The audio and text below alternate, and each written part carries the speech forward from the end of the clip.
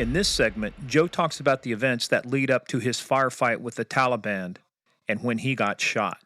So the Afghans, instead of waiting for their helicopter, they run to the next nearest helicopter, which was the one we were supposed to take. So they run out, get on the helicopter. We run out there. We're getting shot at, small arms to include belt fed machine gun fire, and they're not getting off. I don't necessarily blame them because I wouldn't want to go back into that hell either.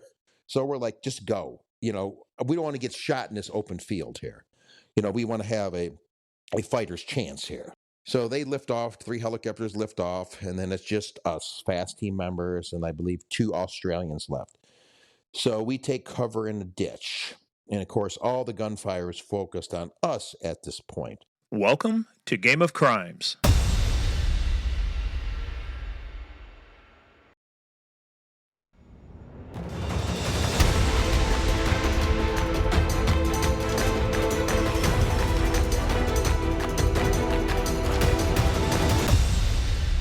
Hey, speaking of that, what was the booze situation during your tour? Well, the U.S. military is one of the only, they can't have really any alcohol drinks.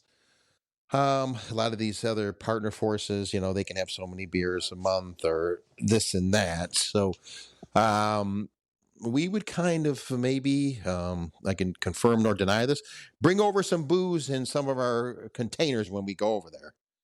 And even though we were staying on some of these bases with the military units, they really could not come in and search our rooms per se. So maybe if you had a morale and welfare check that was coming, maybe or maybe not, some people would put stuff in our rooms.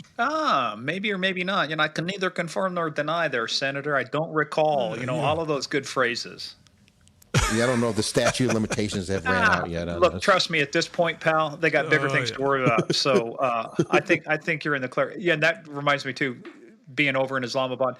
It's hard. I mean, you can drink in certain of these countries like the UAE. You have to have a permit or a passport, and you can get certain things. And that some of their bars downtown, the big hotels, they have bars. But we found the best place to go get beer was over at the British Embassy. Those guys in Islamabad had the best beer. They tried to serve us Corona with the lime that looked like it was like 9 years old. It was so shriveled up, reminded me of Murph Oh, now. Jesus.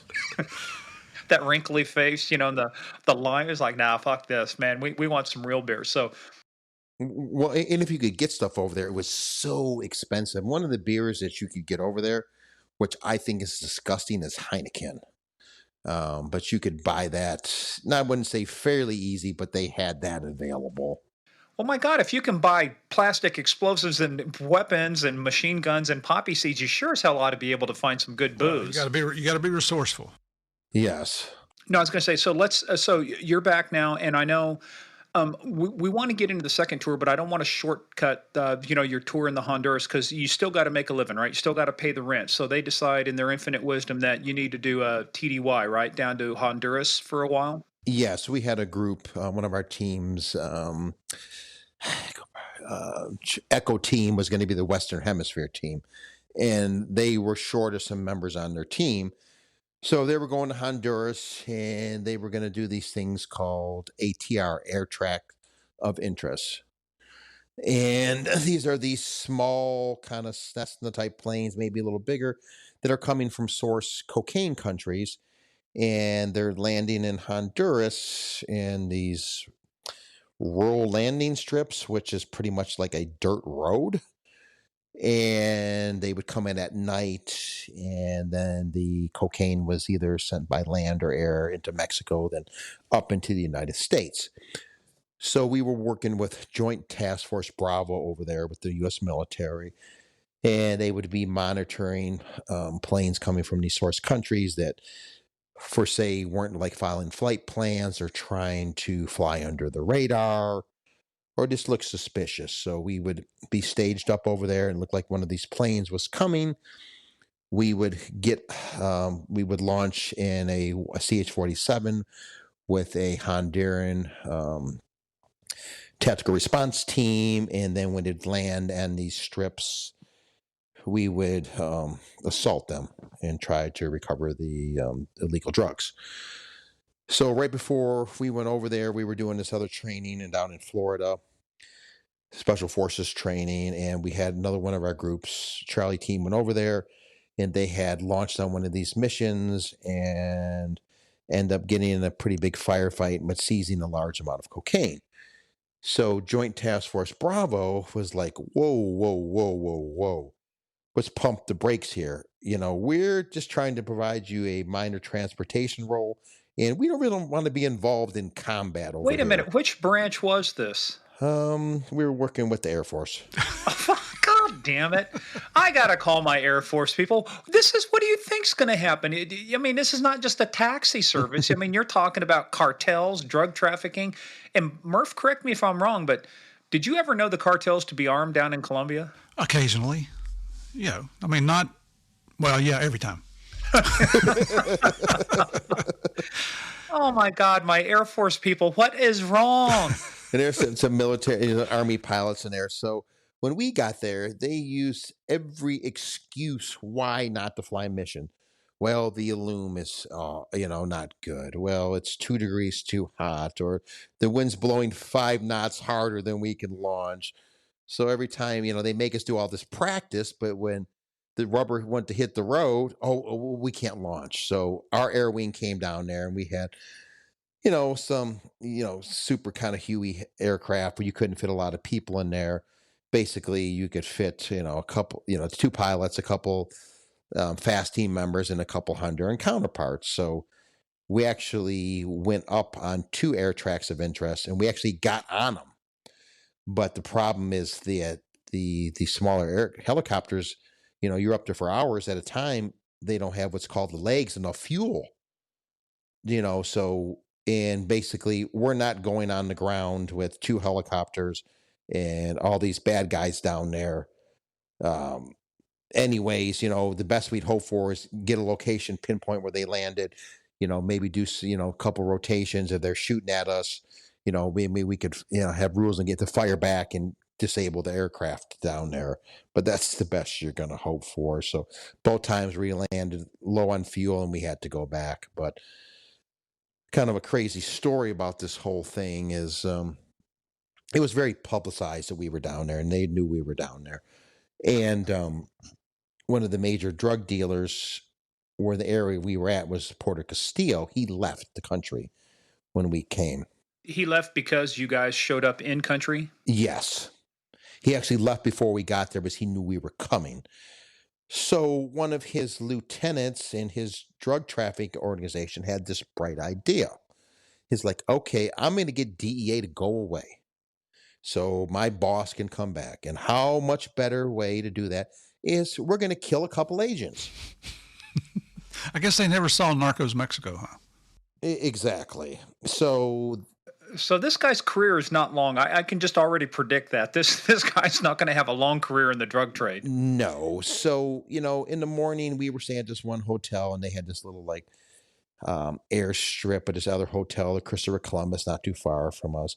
And the guys would get up in the morning and we'd go run and do some PT and stuff. So this drug dealer lieutenant hatched this plan, and that he's going to kill the big guy, which is me, and the guy with the funny shorts, which is another agent, Dave Clausen. He wore these goofy multicolored shorts when he'd go run. So, but our Honduran tactical response team, they were staying in town too. And one of the guys that this lieutenant recruited knew one of the TRT guys we were working with wanted them to help kill us. So he goes to his buddy, which is the Honduran tactical response guy, and he goes, they're going to kill 2 agents. And they gave a description of us. So they were able to get us the hell out of there, back to the main base, Sotocano. So we pretty much, pulled up all our stuff and went home at that point. But, this brainiac, this lieutenant in the organization, to kill us, the main guy finds out about this, and we know through experience, especially like with Kiki Cam Rain and stuff, you kill a federal agent, oh, there's hell to pay. So the main trafficker's like, you stupid son of a bitch. So the main guy had that guy killed. Oh, well, no retirement plan for idiots. Oh no. Well, yeah, and you know what? It stopped that recidivism. He didn't get to be an idiot anymore. No, one-time idiot. That's it, man. Terminal disease, lead poisoning. Exactly. How did you find out that they had taken this guy out? Did that happen while you were still in No, country? that happened months later. Okay. We got intel reports. Did they ever find his body? Was he like a public display? I'm not 100% sure about that. I just know that he got killed. Well, he'll never darken your doorstep again. So room No. temperature is a good way to solve this kind of stuff. But so I mean, how long between your first tour and your second tour? You're down in Honduras for how long? Like 2 months. And this is early springtime. Okay, and then when you come back, what do you do between that and your second tour? And then how do you find out you're going on a second tour? Do you volunteer? Do they assign you? No, my team was just on rotation again, so we knew when we were going back. We were going to go back late summer, early winter tour. So we were going to leave for Afghanistan in the middle of August. So you come back, decompress a little bit of Honduras, then you start your pre-deployment training.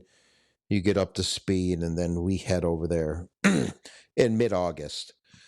So, like I said earlier, every time we go, things are a little different because the units we were working with in the past, they may be available and may not be available. So during this particular time frame, a lot of the U.S. Special Forces, they were doing these things which are called village stability programs, which they would go out and live with the people in the villages to try to get them to That's see, the Green Beret hearts and minds yeah, stuff. hearts and minds. So get us to to go towards our beliefs and values. But that's a whole nother podcast to talk about there. So they were not available. What's long story short. So the Australian Commandos ended up. They're one of Australian special ops units. I kind of equivocate them to our Army Rangers. But they only could operate in the Helmand province area. Another real big insurgent activity area, another big narcotics trafficking area.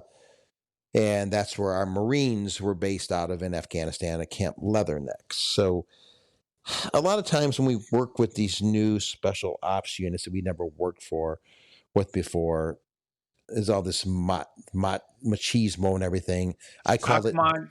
Yeah, go ahead. Tell us the real term. I call it dick measuring. They're like, Yeah. who are you? What can you do? What can you can't do? Even though we're not special forces per se, we have a lot of the same training. We can shoot, move, and communicate, with the best of them. Our big thing we bring to the table is our drug investigation skills. And we were there to mentor our Afghan counterparts how to do these narcotics investigations. So our fast team that was there before us, Bravo, they were working with the commandos. So they got to see what DEA Fast was about. So we didn't have to go through all that BS. We hit the ground running. Now you talk about seizures. They were not used to us being there, this area. And they didn't have a lot of in-placed IEDs, but they got lazy with their drug labs. So our second mission, we hit the biggest heroin lab at the time in Afghanistan. Just seized tons of stuff. But we got in a pretty good firefight, and Hey, but you can't take all of that stuff back. What'd you do? I mean, you're not seizing in a sense. You're not bringing in a C-130 or a Starlifter no, and taking out tons of it's kind stuff. of like Clan Labs back in the States. You take photographs, representative samples, and you destroy the rest. Because you can't. There's no way you can't bring it. It's not safe. How'd you destroy it? Plastic explosives, thermite grenades. Sometimes we dropped an airstrike on it. So how much burn it dope up. are you talking about on this second largest lab? You're talking probably finished product, probably a couple 100 kilos of heroin. Dang. Plus you got all the chemicals, and you probably got Chemicals, but the thing was, a lot of the heroin that was out drying when the helicopters came in with They blew it all away. Off the road, blew it all the way. Yes, And all the cattle died and the goats. And they didn't give a shit. They felt good. they felt good going over. Hey, but did you? So I think the fun part of blowing some of that shit up was like, hey, I'll toss a few Grenades, give me some. Let me fire off some plastic explosives. Did you get the chance to actually do some of the good stuff? Oh yes, we learned how to make standard charges with C4 and all that whiz bang shit. So we carry kerosene out there to help burn stuff and thermite grenades and everything. And you talk about hard landings. Okay, we had a hard landing coming in. Thank God, a helicopter I was in, we were to land like 100 yards away from this area we thought the bad guys were going to be sleeping in. And usually we have like these tethers on us. You're like tethered into the helicopter. And if we're flying with like the 160th, the Night Stalkers, they have no seats or anything in these helicopters. So you just kind of tether yourself with this, they call it a donkey dick, into the helicopter. So if it Alrighty. crashes So what do you sit on? I mean, if there's no seats, I on the mean, ground, and you really? kind of like dog piled all together, it's a shit show. So usually, All they got to do is turn the chopper sideways and just have all you guys just spill out. Hey, here you go. You want to land? exactly. So usually you have this, this donkey dick, and usually it's attached to something. Then usually, you're getting like the 30, you're getting 5 minutes, 1 minute, 30 seconds. You're coming in. Usually you unhook, so you're not jacking around in there, and would hook beforehand. And we came in and hit the ground so hard the helicopter started rolling on its side, and I'm like, oh shit, the rotors are going to dig into the ground and they're going to start coming through this fuselage. And we're all falling all around in this helicopter in the middle of the night, knocking all our night vision, and we finally get our bearings. We come off the helicopter sideways, everybody's like shook up. And thank God there was nobody in that first building, because if they would have came out shooting, we would have had a bad go of it. That's a new Elvis Presley song. I'm in Kabul. I'm all shook up. Yeah, Whoa. exactly. So Thank you very much. My work here is done. Thank you. they're Thank you actually very able much. to fly the helicopter out of there, but when it went back to the base at Leatherneck, they had to bring it back to the States to fix the helicopter. It was so tore up. Oh my God. And the fact, yeah, I could just see you guys bouncing around and they're like pinballs. So after that, believe me, I didn't unhook ever again till we were on the ground. I don't blame you. Fool me once, pal. Shame on me. Mm-hmm. Shame on you. I mean, um, so you've got these things going on now. Eventually, we're working up into the final operation. Where you get shot. How long are you in country, and what kind of things are going on? Because the one thing I want to talk to you about is actually during one of your operations, you talked about your spidey senses. You ended up having a confrontation with a tango, a terrorist on a bike with a suicide vest. Yes. Let's walk through that operation. Okay, so this is a couple operations after that. We were going to hit a bazaar, it's just a flea market type of thing. And the SEALs were there 4 months before us, and they found a lot of legal stuff in this bazaar and had a pretty good firefight. And at the end of the day, they were getting ready to leave, and there was an insurgent with a small baby. They kept walking towards them, and they kept telling him, stop, stop, stop. Do not move anymore. Stop, stop. He wouldn't stop moving. He just kept walking closer and closer. So eventually one of the snipers took this guy out. And then once they searched the body, he had a suicide vest on, carrying a baby, was waiting to get close enough to clack itself off. Was this in Kandahar? No, this was in Helmand province. Okay. This was the second tour when we were with the commandos. They could only operate in Helmand. So they're like, okay, we're going to search the bazaar. This happened, so be cognizant. They might try to get in on you with these suicide bombers.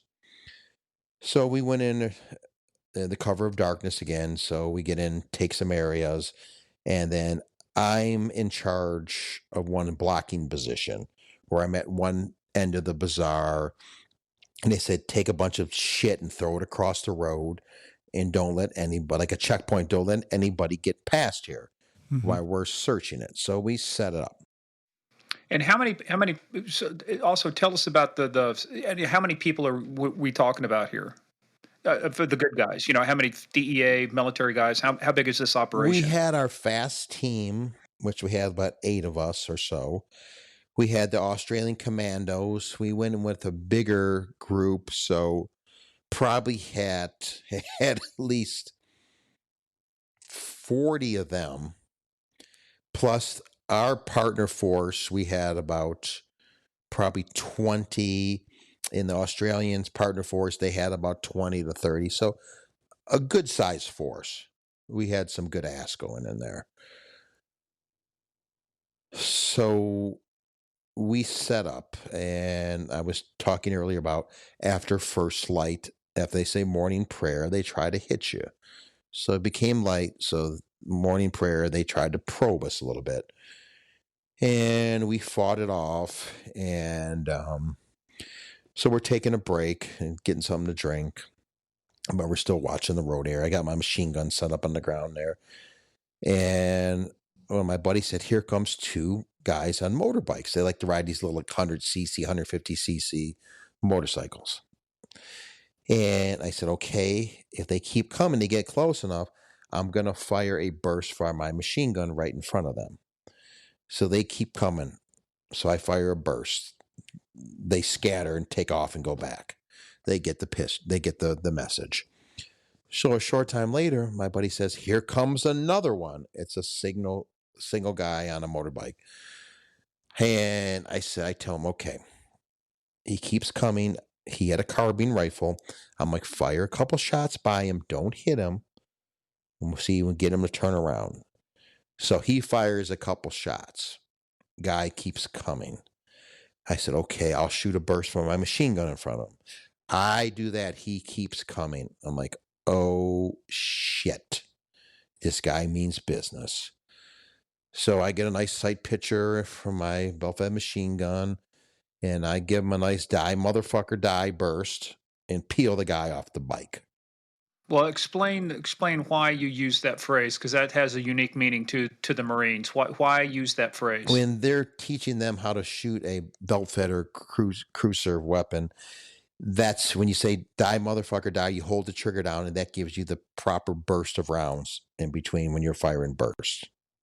Yeah, because you actually get less accurate the longer you fire one of those things because they start moving. They start crawling on you. You got to control like you say, your rate of fire and your burst so that you can stay on target, right? Yes, and you don't want to run through all your ammo, right off the bat.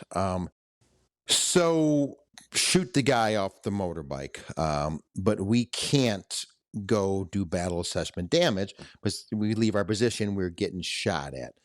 But we could definitely tell that the surrounding villagers really didn't know this guy because he's laying dead on the ground, and they're just pretty much walking over his body.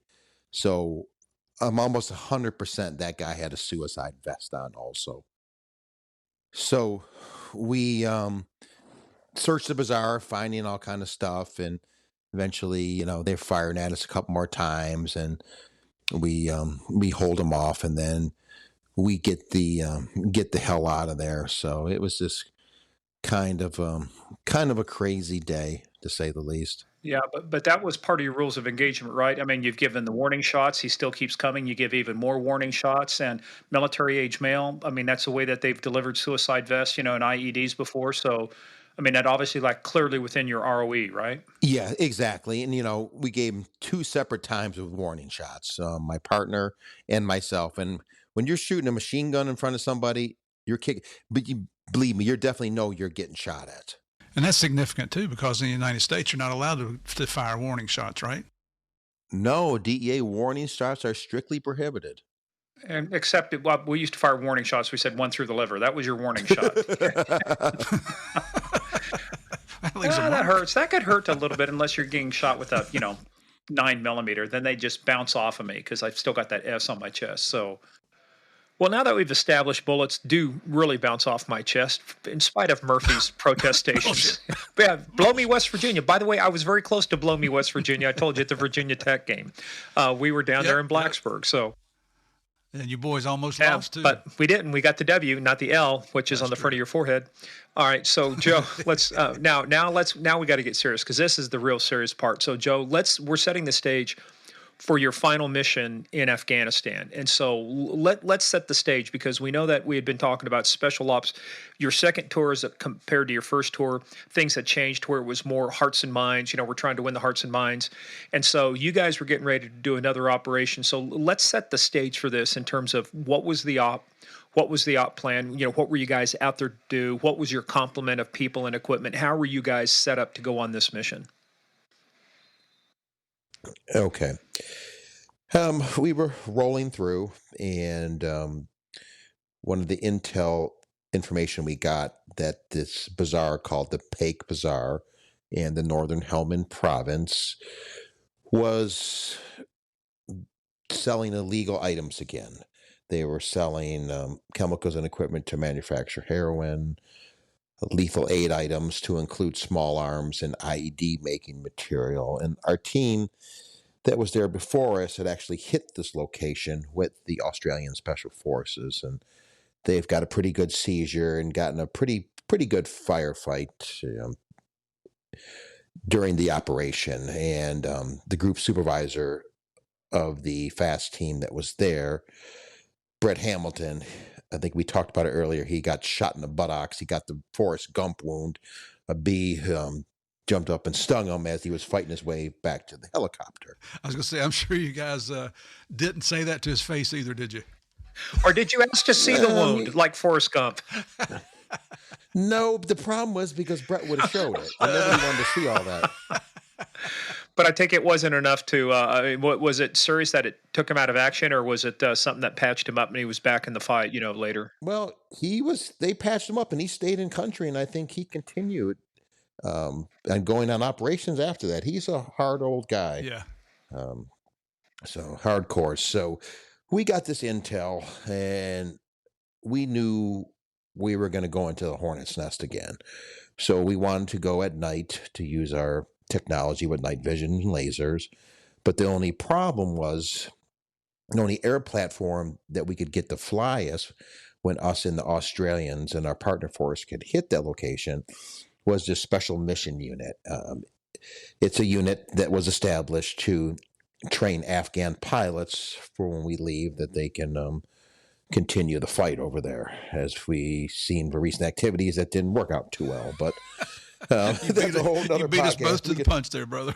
we could talk about another time. So, but the problem with these helicopters, they were old Russian Mi-17 troop transport helicopters, pretty robust and pretty fast.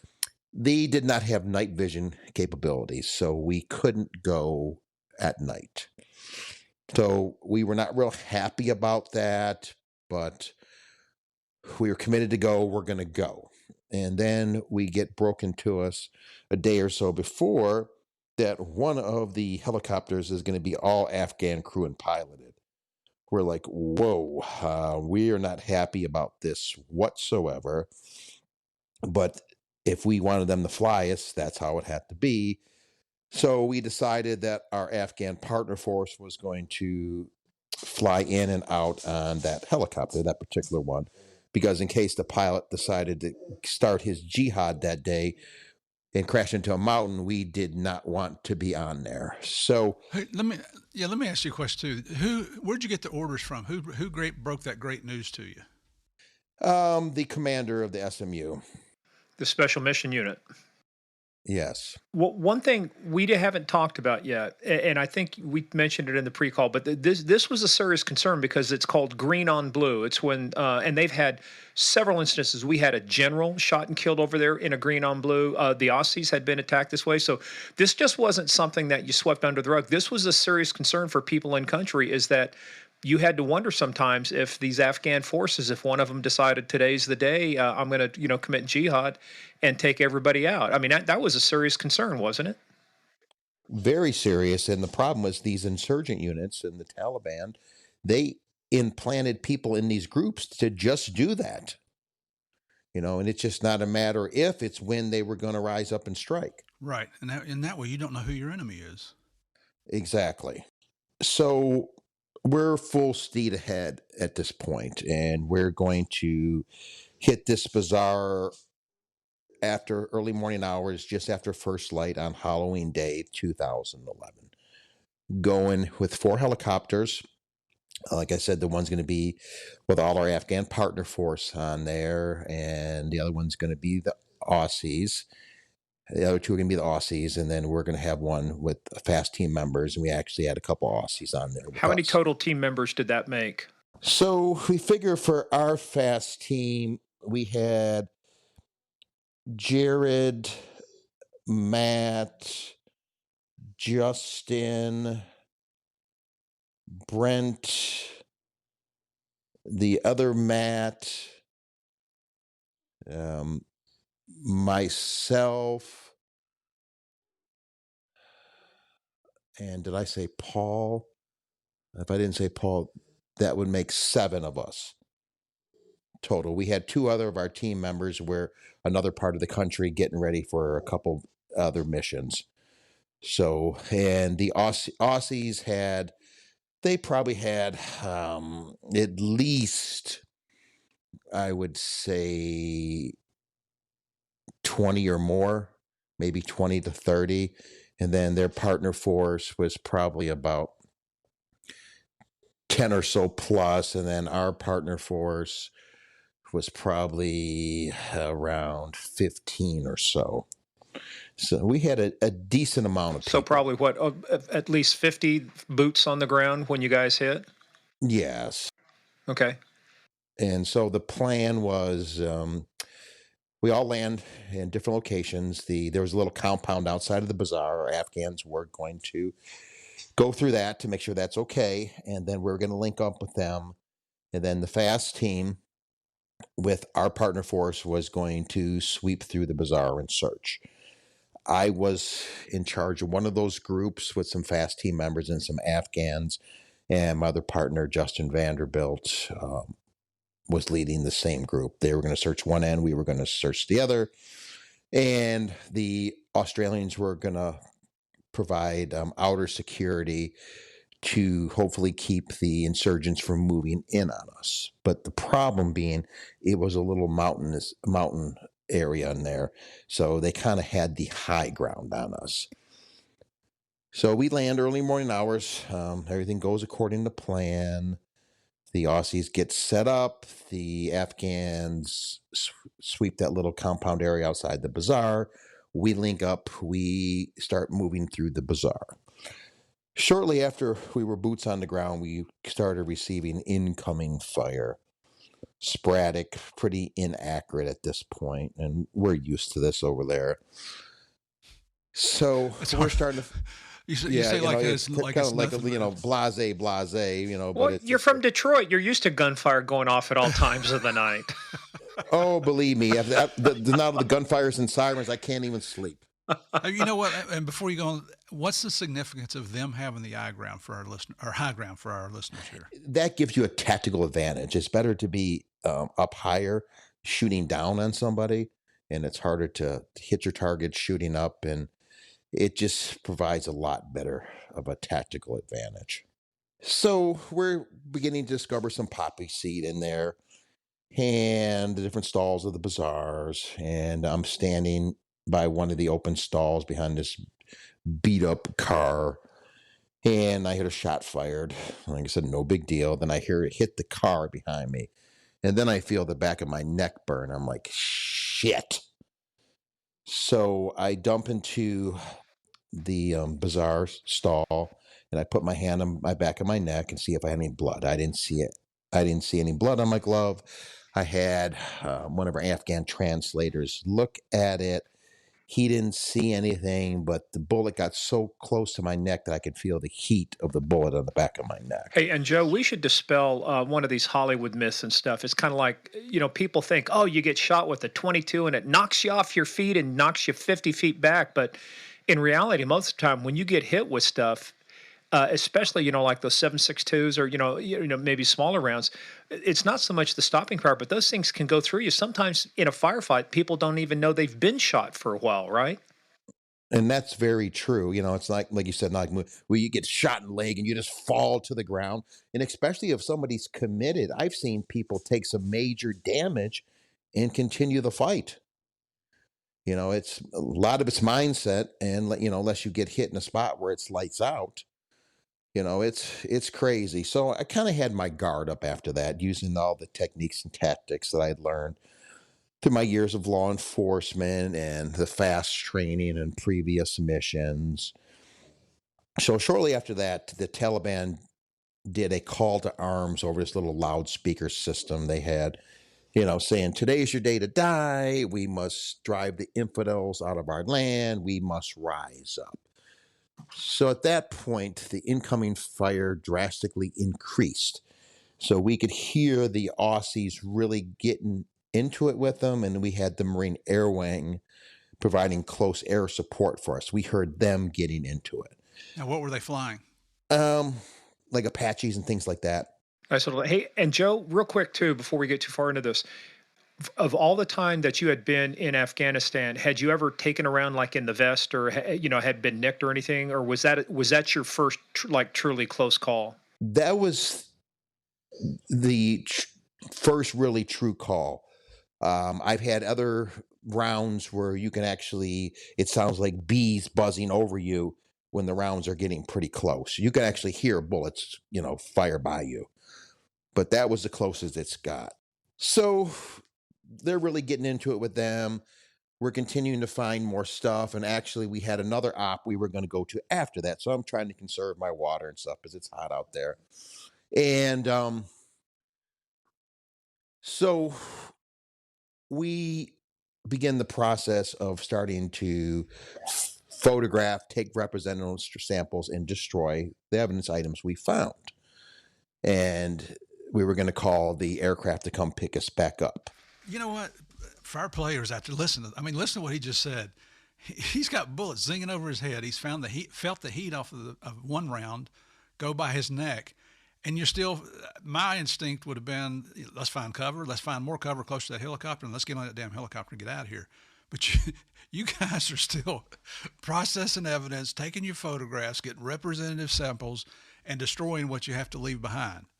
Now, that's a focus on a mission there. Holy cow. And not only that, Joe, you were mentioning earlier too, I think, or in this situation too, things got so hot and heavy, right? The Marine Corps, and the close air support, some of the people, they went black on ammo. They had to go back and actually reload and come back. Is that right? Yes, that is correct. So when you go through a lot of ammo on an Apache, that's a pretty intense gunfight. Yeah, they were letting them, have it to the best of their ability. And the problem is, longer you're on the ground, the more time they have to amass troops against you too. Oh, yeah. So Yeah. we're trying to bust ass and get the hell out of there as soon as you can. Believe me, we didn't want to be on there a minute longer than we had to, but the bottom line, a job still had to be done. Right. So we're almost finishing up. So we call for our helicopters to come get us. So we have to move to our exfil location. That's where the helicopters are going to pick us up, for layman's terms. And only a couple hundred meters away, but then we get bogged down in the gunfire. So we actually have to wave the helicopters off and tell them we're not ready. So they went a short distance away, I guess, somewhere, and kept their rotors spinning. So we eventually make our way to the exfil positions. So here Now, is anybody in your team, anybody taking any casualties yet? Anybody hurt? no, we didn't. No one got hit. That is fucking amazing. I'm talking about. I mean, think about this. They've got the high ground. You don't know where they're at. They're surrounding you. Yet you guys are able to fire and move, and nobody takes a casualty to this point. That's just amazing. Yes, the praise be to God on that one. And in Absolutely. fact, the Aussies run into their helicopter. They like hiding under these blankets, and they'll wet them. Yep. So the heat, the seeking features of the helicopter can't pick them up. Tripped over this blanket, and there was a guy with a rifle underneath there, and they ended up having to kill him. Oh, my gosh. So That's the first time I've heard about the wet blanket. Well, Steve, that's because you're a wet blanket most of the time, but a wet blanket out on the field, that's something totally that. Well, but think about it. These guys are using low tech techniques to defeat high tech. And sometimes I've heard them even using like those like solar blankets for when you're injured or hurt to keep you warm, to do that also. So 4 helicopters are coming in. We're set up. 3 land, 1 doesn't. That's the Afghan crew and piloted one, the one we said we would never ever get on. And why didn't So they instead, land? because debriefing afterwards, with all the incoming gunfire, they didn't feel comfortable. And with the other 3 helicopters, they caused a brownout condition where you get a bunch of dust that goes into the air and dirt from the other helicopters' rotors that they couldn't see that well. But a lot of it comes down to their skill as pilots too. They're not as skilled as ours. Well, did they ever mention the fact that they left their balls back at the base? And that's a whole nother story. And after the fact, their door gunners weren't even firing, even though they were getting shot at and we were getting shot at. So the Afghans, instead of waiting for their helicopter, they run to the next nearest helicopter, which was the one we were supposed to take. So they run out, get on the helicopter. We run out there. We're getting shot at, small arms to include belt-fed machine gun fire, and they're not getting off. I don't necessarily blame them because I wouldn't want to go back into that hell either. So we're like, just go. We don't want to get shot in this open field here. We want to have a fighter's chance here. So they lift off, 3 helicopters lift off, and then it's just us, FAST team members, and I believe 2 Australians left. So we take cover in a ditch. And of course, all the gunfire is focused on us at this point. And how many are left now, Joe, you say? The 7 of us and 2 Aussies. Okay. So there comes the Afghan helicopter. It lands, like 100 meters away or so, maybe a little bit farther. Did they fire their guns this time? Did the door gunners do anything? No. There's an old rule. It's kind of like one of the worst things that you think the worst thing in a gunfight is to run out of ammo. Actually, the worst thing in a gunfight is to have too much ammo left over. I mean, if you're not throwing lead down, and suppressing fire and covering fire, I mean, anyway, we don't want to go off on tangent on that. We got our own issues. Even if you're not actually, if you're getting rounds close to a target, they think you got them in your sights. So they're going to, most often than not, going to keep their head down. It's enough to suppress them, right? To give you guys a fighting chance. You just got to fire a few bursts, Anyway, we digress. Let's not take away. So the 9 of you are out there. The helicopter lands. Now let's go from there. So I remember one of the last couple of things I remember is getting up to run and saying to myself, this is going to be a shitty run. We have to run through a cascade of bullets, but I also know we cannot stay there. We have to get the fuck out of there. And my heart's pumping and everything. It's like, we got to haul ass to this helicopter. So I remember getting up and running. I remember firing a couple rounds towards the direction of the insurgents that were shooting at us. And everything after this point is going to be told to me by my teammates later. I guess I got to the helicopter about mid-pack. So what does that mean? About middle of the group. Okay. I wasn't like the first, but I wasn't the last. You were in the middle of the pack of the 9. Yes. So I pause outside the helicopter and start covering fire for my teammates. So once all my teammates get on or near the helicopter, my team leader said, let's roll. He taps me on the shoulder and I turn left to run on the helicopter. And that's when I get hit.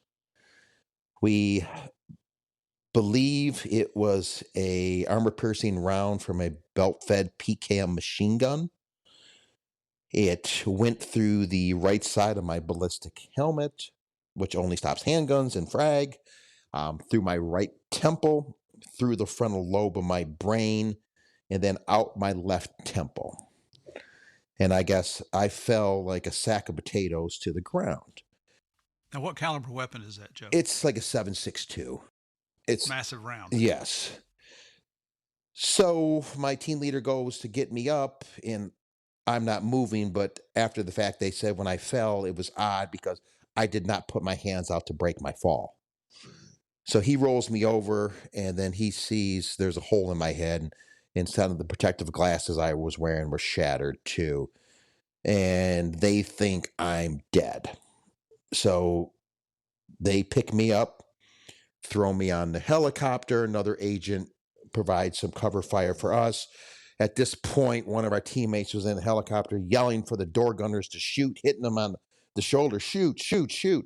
Finally, they fire like a one or two bursts, and that's it. So we lift off. And in fact, the helicopter was taking pretty substantial damage.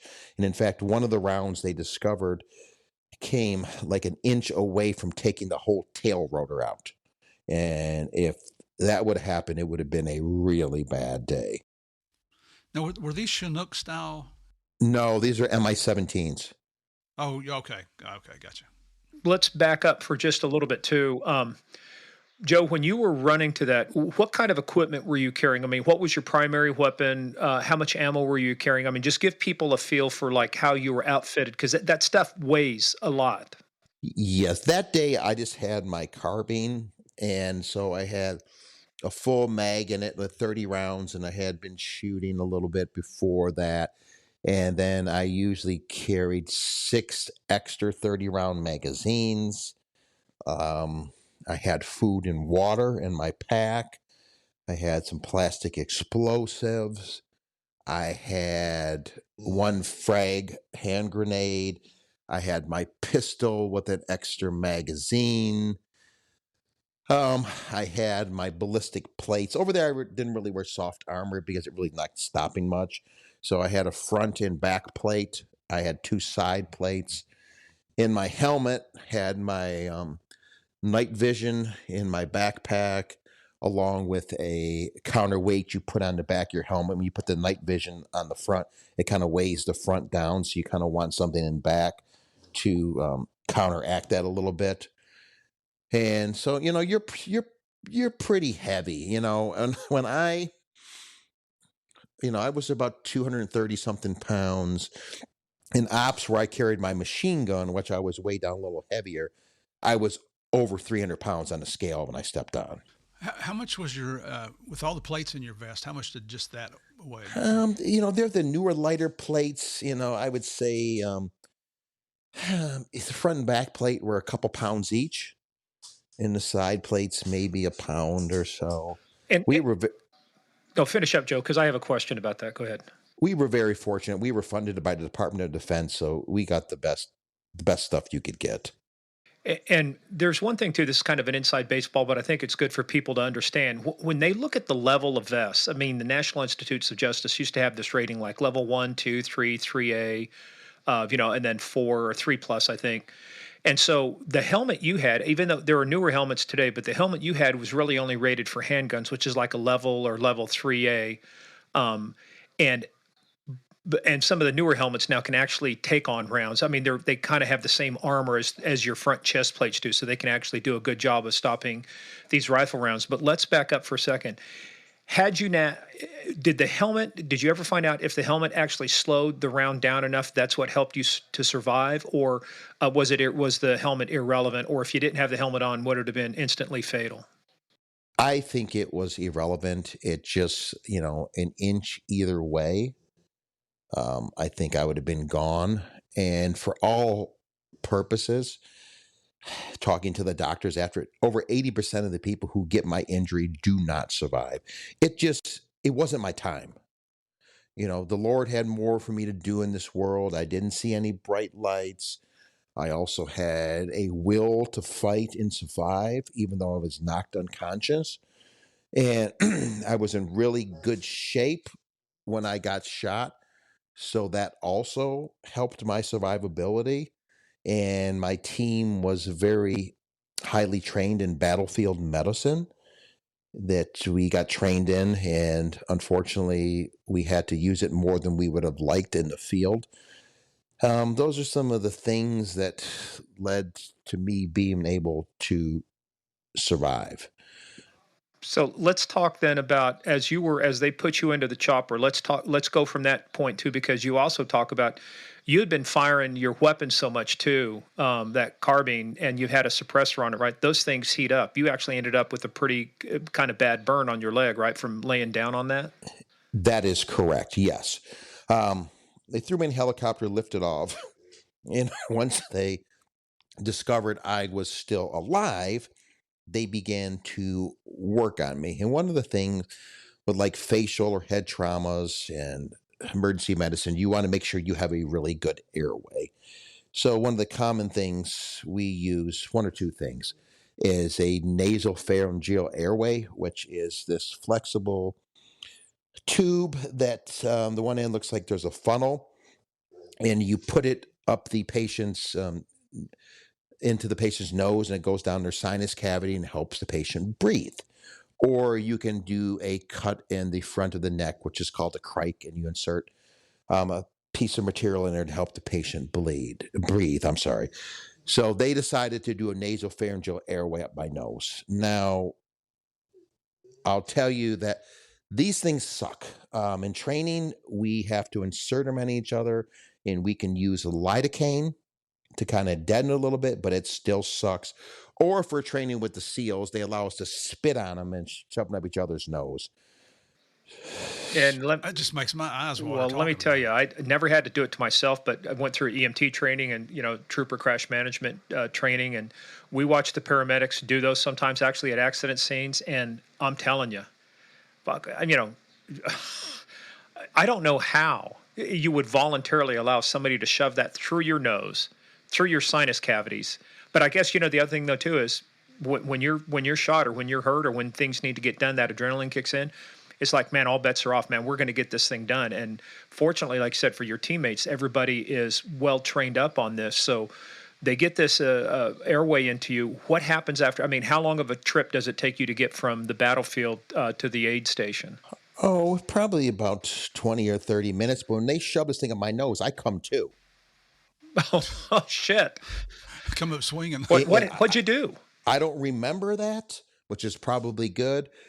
One of the things that I was talking and making sense. I said, get it out of my eyes. Even though the bullet didn't hit my eyes, the pressure of the high velocity round going through my head ruptured both eye globes and attached both retinas really bad. And also said I have to move my leg, which is my left leg. So they thought I was shot in the leg also. But then I realized like 3 weeks later, and I had my wits about me, intensive care, I had a big blood blister burn on the inside of my left knee from my suppressor laying on it and burning the inside of my left knee. And actually, the military pants I had on, you could actually see were burnt from the suppressor. So they begin to work on me, and like we discussed earlier, it was just a miracle I was the only one to get hit with all the incoming rounds that were popping up all around us. So they they treat my head injury. They use stuff called combat gauze, which is gauze with clotting material impregnated in there, and got the bleeding to stop. Hey, and Joe, on that point too, I don't want to get too graphic for the folks, but let's just so people get a real good visual of this. The round that went in, like you said, it went in your right side and come out your left side.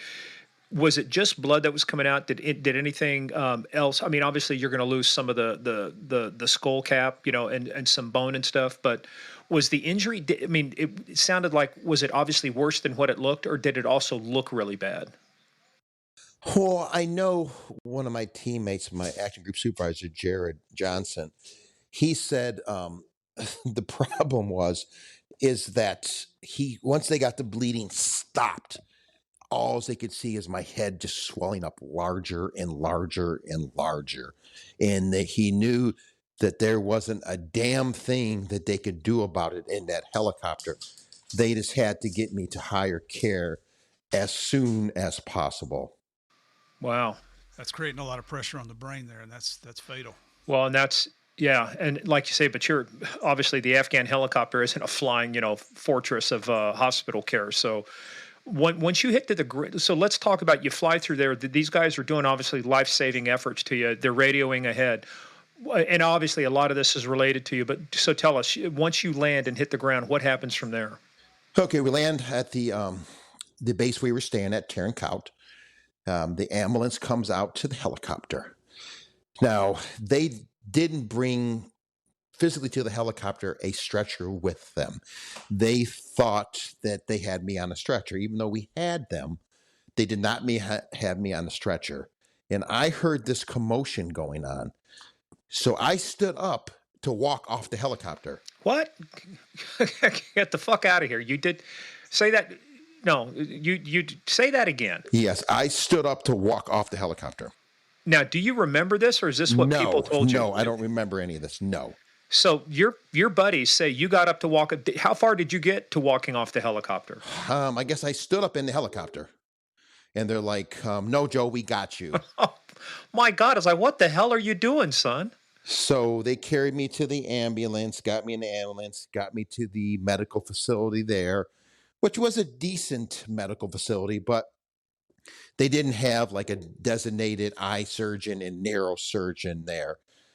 So they Where is this? Are you in Kandahar yet? no, we're in Helmand province in Tarankot. Okay. Is this Camp Leatherneck? No, it's a smaller base. Y'all had a separate base Yes, out there. it's a separate base. Much smaller than Leatherneck. This is where the Aussies are. We had some SEALs there too, and it's a smaller base, but a good base. So they did what they could do for me there, and then they got a medevac chopper to fly me en route to Kandahar Airfield, CAF, to bring me there for treatment, where they had a neurosurgeon and eye surgeon standing by. So from the time you landed at the outpost there till the time you were loaded back up and flown to Kandahar, how much time has elapsed now from being shot? So we know it took you about 30 minutes to get back to base. How long from base to Kandahar? Base to Kandahar, probably about another 30-minute flight or so, I'd imagine. Okay, so you're about an hour, maybe an hour and a half into your injury, right? Or even longer, because they worked at me at the medical Okay. facility at Tarankot for a little bit. So they stabilized you for transport and got you on a medevac out to Kandahar. Yes, with another one of my partners, Matt Stewart. So they had a neurosurgeon and eye surgeon standing by. With another thing that worked to my favor, being it was Halloween day, so it was a slow day for the hospital there. So once I arrived, at that point I was being kept alive by basic life-saving, BLS. And so they first take a look at me, and they didn't think they could save me. They just thought that they'd let me pass peacefully, and they'd send me home in a box on an Angel flight. And Angel flight are military flights that bring deceased service members home. And you end up flying into Dover, Delaware, and you don't want to end up there. But the neurosurgeon looks at me and talks to my teammate and talks about, me trying to get the stuff out of my eyes and me getting up to walk off the helicopter. And he sees what good shape I'm in. And he said he felt strongly if he got me into surgery and started reversing what was going on as far as the pressure in my brain, he felt that he could at least get me home alive. Did not know how I was going to be, even though I was talking on the helicopter and everything and got up to walk off with the, additional trauma of the brain swelling with the traumatic brain injury and them going in to operate. Just didn't know. So they actually had to talk the command into doing surgery on me. And in fact, the nurse that intook me, I'm still friends with her, also Lynn Blankenbecker. I guess there's a line on the floor in the hospital where they intake patients, and then once they push it past this line, it's the surgical area, and they have to work on you. So I didn't find this out to my retirement party in 2019 when she came and spoke. She actually pushed my gurney over that line. Wait, hold on. So they were not going, they were just going to unilaterally make a decision that they couldn't save you, and that was it? Yes. And the neurosurgeon talked him into doing surgery on me. And then also Lynn pushed me over that line. Wow. Now, I did not know that. So once you cross the line, it's kind of like, if you're on one side of the line, it's like, nobody knows what's going to happen. But once you're across the line, it's obviously somebody's made a decision. We're going to work on you. The surgical team has to take you, yes, at that point. So she basically violated rules, orders, or whatever else. She believed in you enough to say, I'm pushing you over the line. Yes, correct. And, and the fact that she came to your retirement party, that's pretty Well, commendable. the fact on her that part. he didn't find out about it till his retirement party, I think that if I'd found out about that and I'd still been in any kind of shape, I would have gone back to kick some people's ass to say, what the fuck were you people thinking? Well, she actually tracked me down after I made it back to the States. And we had a reunion at our fast compound in Stafford, Virginia there. And I'm good friends with her still. And the neurosurgeon that worked on me also, Rob Rosenbaum. That's dedication to your service. Outstanding. So he worked on me almost 5 hours, the neurosurgeon. They got the bleeding stopped, got everything cleaned up, and pretty much removed all the frontal cranial bone piece in the front of my head. A lot of times they try to save it and then they'll re-put that in later on, but mine was pretty damaged, so they disregarded that. So then the eye surgeon came in and she had to piece my eyes back together with a microscope. And she asked the neurosurgeon, is he really survivable? Or am I going to waste a lot of time doing this? So they felt strongly that I would survive. So yeah, she spent about 8 hours piecing my eyes back with a microscope. And she's actually won some awards with being an eye surgeon over there and everything also. So they got me as patched up as I could. And then the next morning came around and they flew me back to the States. And we had to land in Lahnstuhl, Germany at the medical facility there. And I ended up spending 3 nights there because the pressure in my head was rising. Another one of my good friends and partners, Travis Brooks, he flew back with me. And pretty much they have this like medical aircraft that's equipped with all this stuff. And I pretty much had my own nurse and doctor for me on this flight. So during this time, they are in the process with the trauma team members. DEA has a trauma team where if a agent or a task force officer is hurt or killed, trauma team is trained, members are trained to handle the family and to do things as delicate as possible. So they're in the process. They let my family know what's going on. I told my fiance at the time, if you can't get a hold of me, I'm just on a mission. I'll get a hold of you as soon as I can. You just got to worry if 2 people come to the door. And she was an intensive care nurse. She worked the night shift. And that morning, 2 gentlemen came to the door that she didn't recognize. And they put their badge through like the little, peephole, and she opened the door and I guess she started bawling. They're like, he's alive. He's in surgery. We don't know what's going to happen yet. So, they got her calmed down. At the time, I had a second cousin on the job, Mike Sanovica. He was at headquarters at the time. He actually got a hold of my dad and let my dad know what was going on. So they sent people to the house and DEA people and everything, to kind of get them. So they fly me back. I land at Andrews Air Force Base in Maryland, and they take me via an ambulance over to the hospital to Walter Reed National Naval Medical Hospital in Bethesda, Maryland, which they have my family standing by to meet me. Now, my dad being in law enforcement for all the years he had been, he saw a lot of trauma. He knew what to expect. He kind of briefed my mom up and what to expect also. But my fiance, even though she was a trauma nurse, intensive care nurse, I guess when she first saw me, as I was a mess. I had, no frontal cranial piece on my head. I had tubes and everything all over. My head was so swollen you couldn't recognize me. She put her hand over her mouth, screamed, ran out the room, and passed out. Dang. And her dad had to pick her off the floor. Yes. And she later said, she's seen a lot of people in bad ways, but when it's somebody you love, it's different. Yeah, that makes a huge difference. It's like you can be prepared for. We had a trooper worked many, many accidents. He got called to an accident. It was his mother, a fatality. And, again, how do you prepare somebody for something like that? So by the time you're at Walter Reed, how long has it been since you've been shot now? 4 days, 5 days, longer? Around four Okay. days. So they bring me in there, let my family see me, and then they go in and perform a surgery to reattach my retinas in my eyes and build my frontal cranial piece up for anticipation of putting the plate in there later. They did those surgeries on me, and then they put me in a induced coma to help with healing.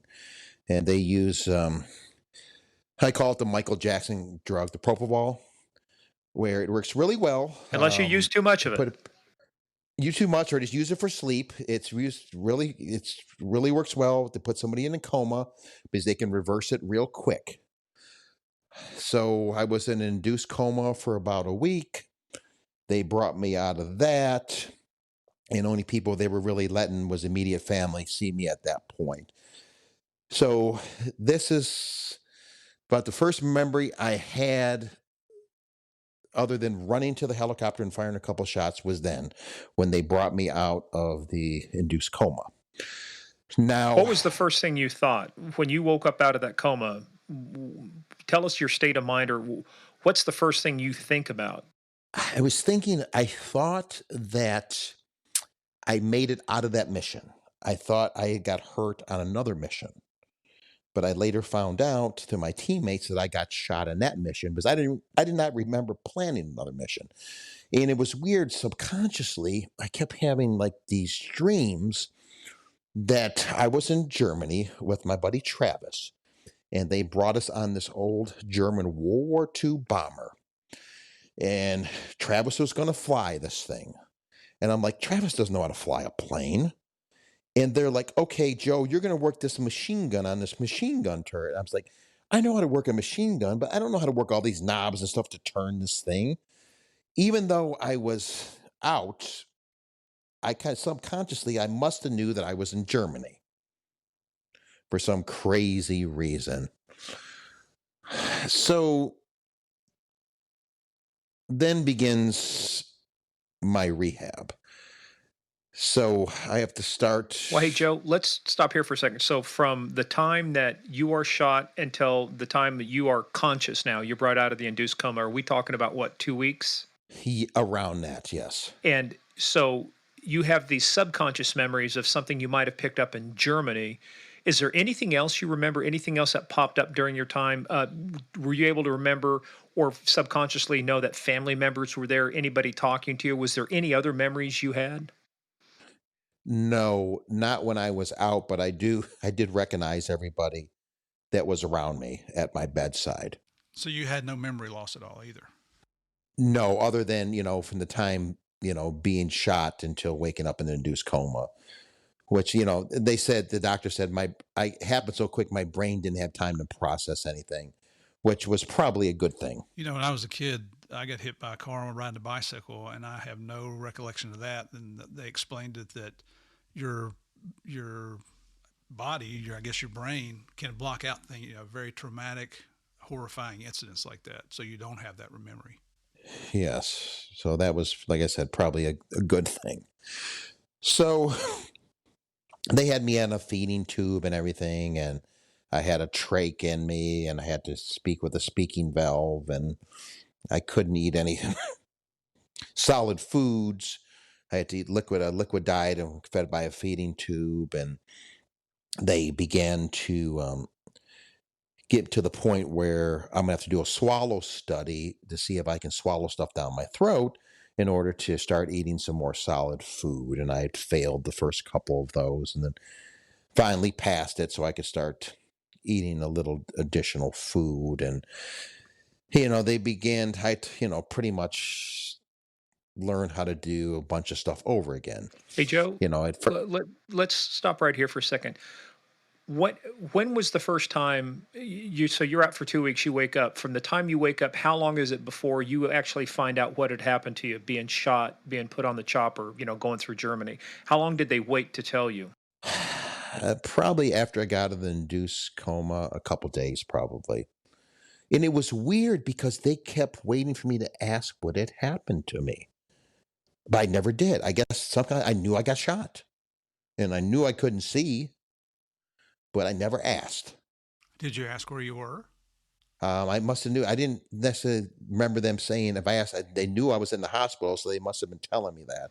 How did you process your blindness at that point? Did you think it was just a temporary thing, just swelling, or did you have any indication at that point that this is probably going to be, at least for the foreseeable future, a permanent condition? For the foreseeable future, a permanent condition. How did that sink in?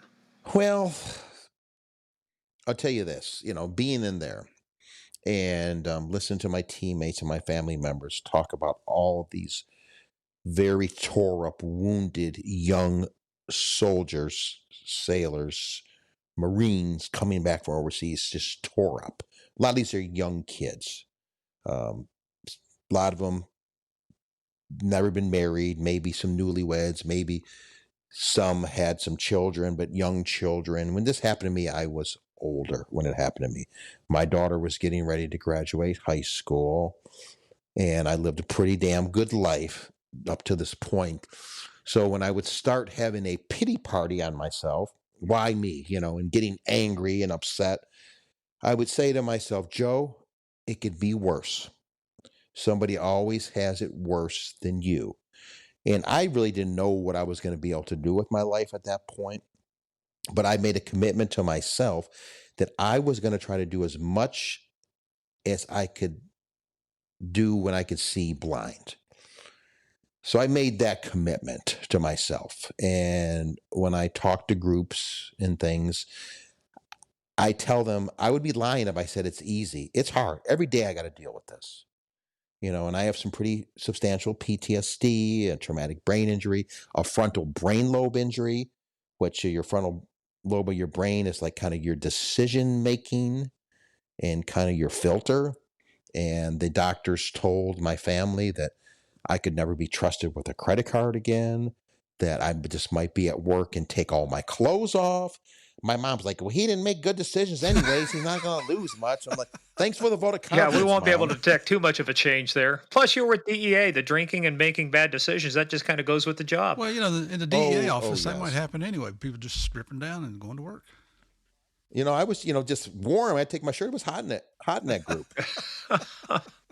Well, the amazing thing is, we joke about it, but we're not laughing at you, right? I mean, it's like Right. you have, like most cops do, if you don't have a sense of humor or at least do something to get through this, the PTSD is literally a killer. And I want to speak about that for a second. Having PTSD, that it takes the lives of 22 service members a day. It is the number one leading cause of law enforcement deaths, um, until COVID came along. But more cops died from suicide and PTSD than from on the job actions. And we talked about this, so this isn't a shock to you.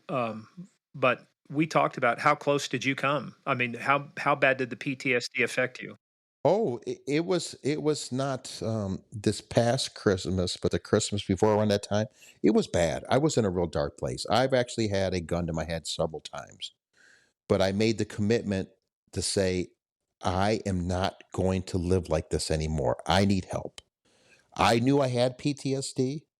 I knew it, but I didn't ask for help at that point. And it really didn't get better until I asked for help. And I started um, seeing a counselor for it. And I got this thing, which is called a stellate ganglion block shot. You have a stellate gland in your neck. And when you have PTSD, that gland gets all screwed up. And what they discovered is they can go in and deaden that gland. And if they do that, it's kind of, I was explained to me like you get that like blue screen of death on your computer and you reboot it and it fixes it. So when they do that, they kind of is rebooting your brain for your PTSD. And when it works tremendously. And most people say after they get the shot, if it works, it feels like a big weight is lifted off you, like you were carrying a heavy backpack or rucksack on your back. It just feels that it's lifted off. And that's what it felt like after I got the shot. Why did you wait so long? Pride. And DEA had still kept me on the job as an agent, even though I didn't really meet the medical requirements. And I was afraid if I spoke up that I would lose my job. Even though nobody said that, that just was, me, in my mind, making stuff up. But, that's what, I tell people and talk, don't be too proud to ask for help. And before this happened, I was this type A guy. I always want to do everything myself and everything. But being in my situation blind, I need a lot of help. And it was probably better for me that I learned to ask for help and learned to trust people and spoke out for help for this PTSD. And I can't say it enough. If, there's probably going to be a number of listeners out there that have it. And if you're not getting help, please do. There is some good things you can do for it. Thinking about your situation there, Joe, and I mean, and your condition at that point, the camaraderie that goes along with being a police officer had to be one of the most important things in the front of your brain at that time. That it's understandable why you didn't want to mention that. If you were fearing that they would let you go from DEA, you might lose that camaraderie. And thank God that this has all come to light now, so that we do have a more understanding agency. Because when you came on, when I came on, you got involved. I never went for counseling when my partner was shot down in Miami and the informant was killed. I still haven't been to counseling, which might explain a lot of my problems today. But there's more research done on it. There's more alternatives to get individual help.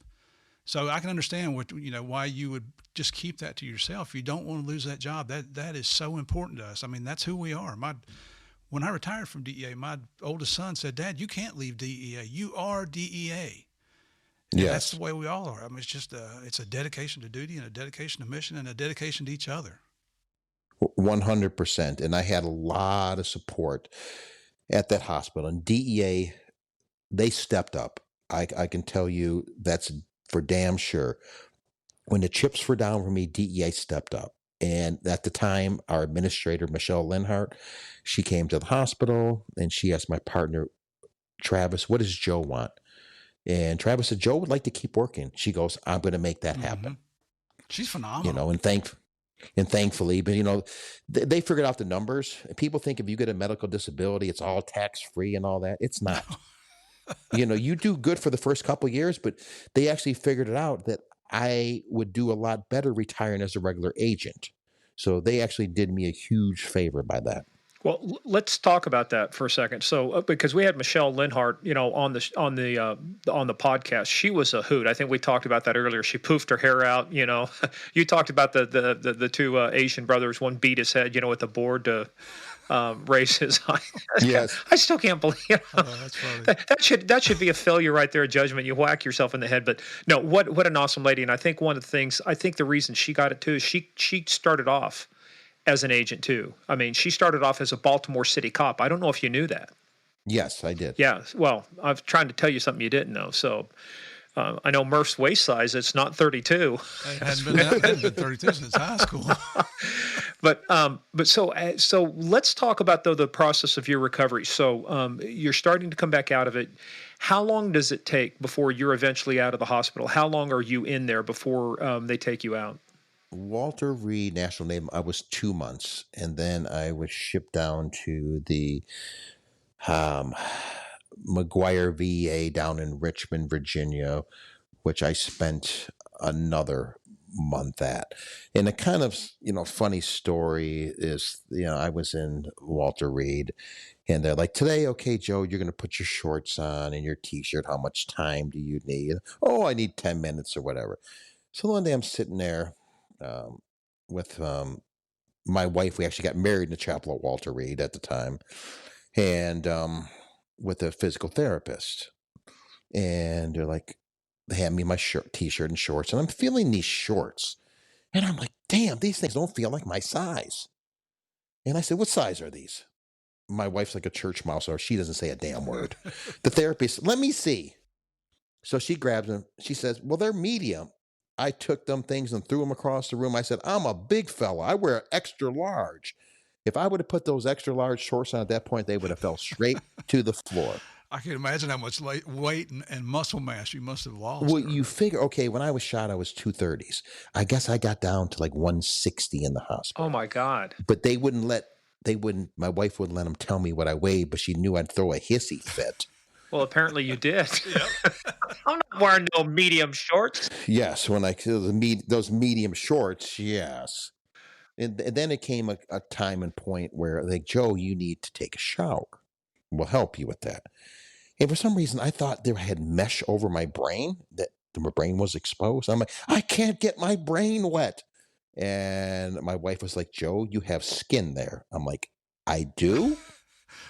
And she goes, yes. I said, okay. So you talk about losing all your dignity. You're going in the shower with some nurse you don't even know that's got all this rubber rain gear on, and to make sure you don't fall and bust your butt, and I guess, okay, I guess we're doing this live, That's different. Well, it might not be for a Kansas State Trooper, but it is for us. Hey, look, I broke both of my arms. I had 5 breaks between 2 arms, and you want to talk about anyway. I nowhere near you, Joe, but I'm telling you. But when you're trying to wipe with 2 broken arms, let me tell you, it's difficult. Well, I had well, casts on both arms, and it's like it all became a game of pool. It's angles. It's all about angles. Enough said on that. Let's move on.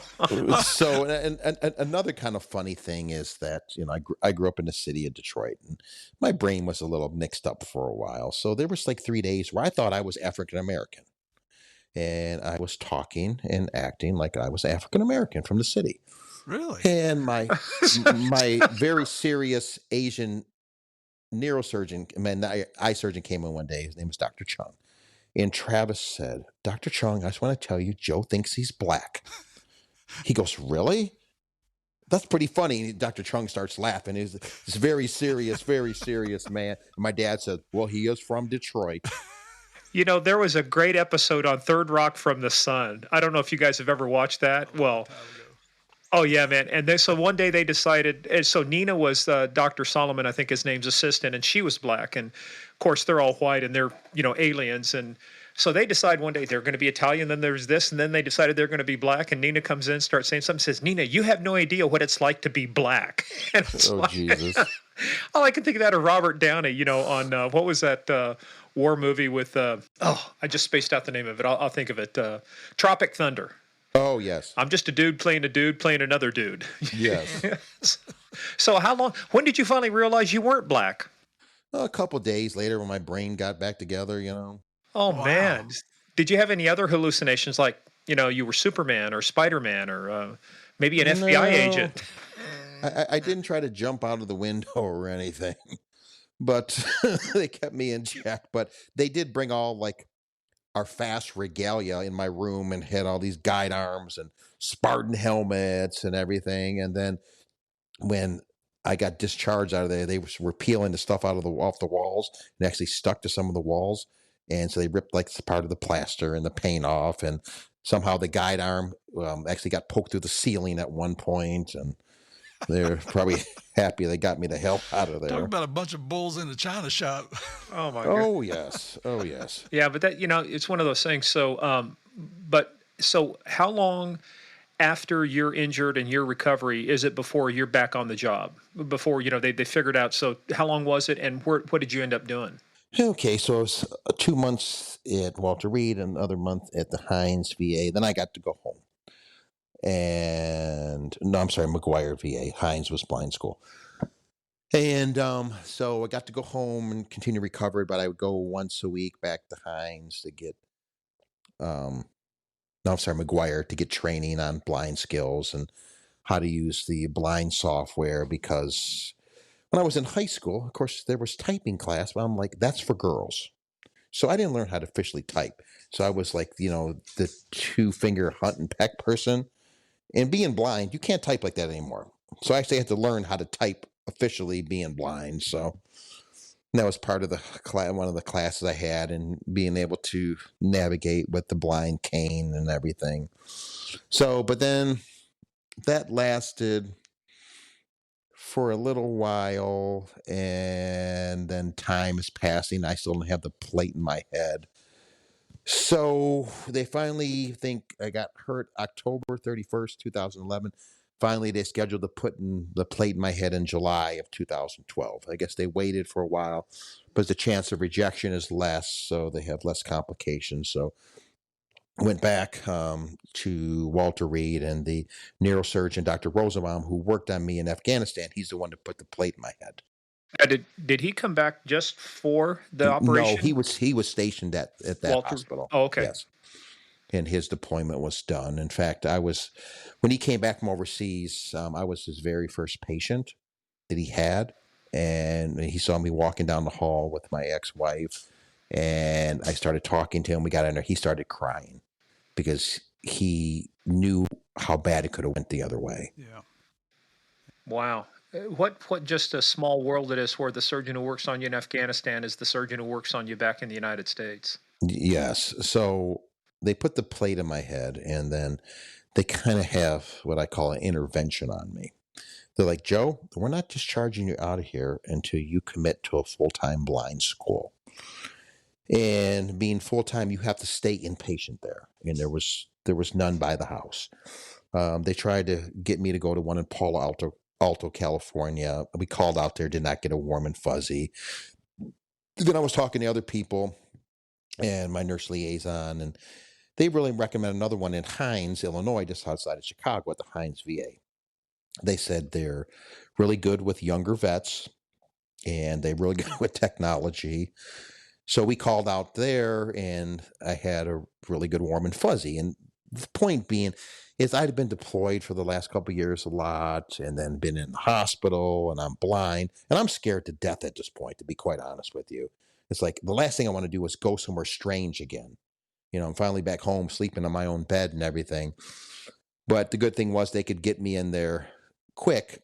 So I volunteered to go there. So they discharged me. And then a couple of weeks later, I went there. And it was one of the best things I've actually did, because it teaches you how to be really independent blind.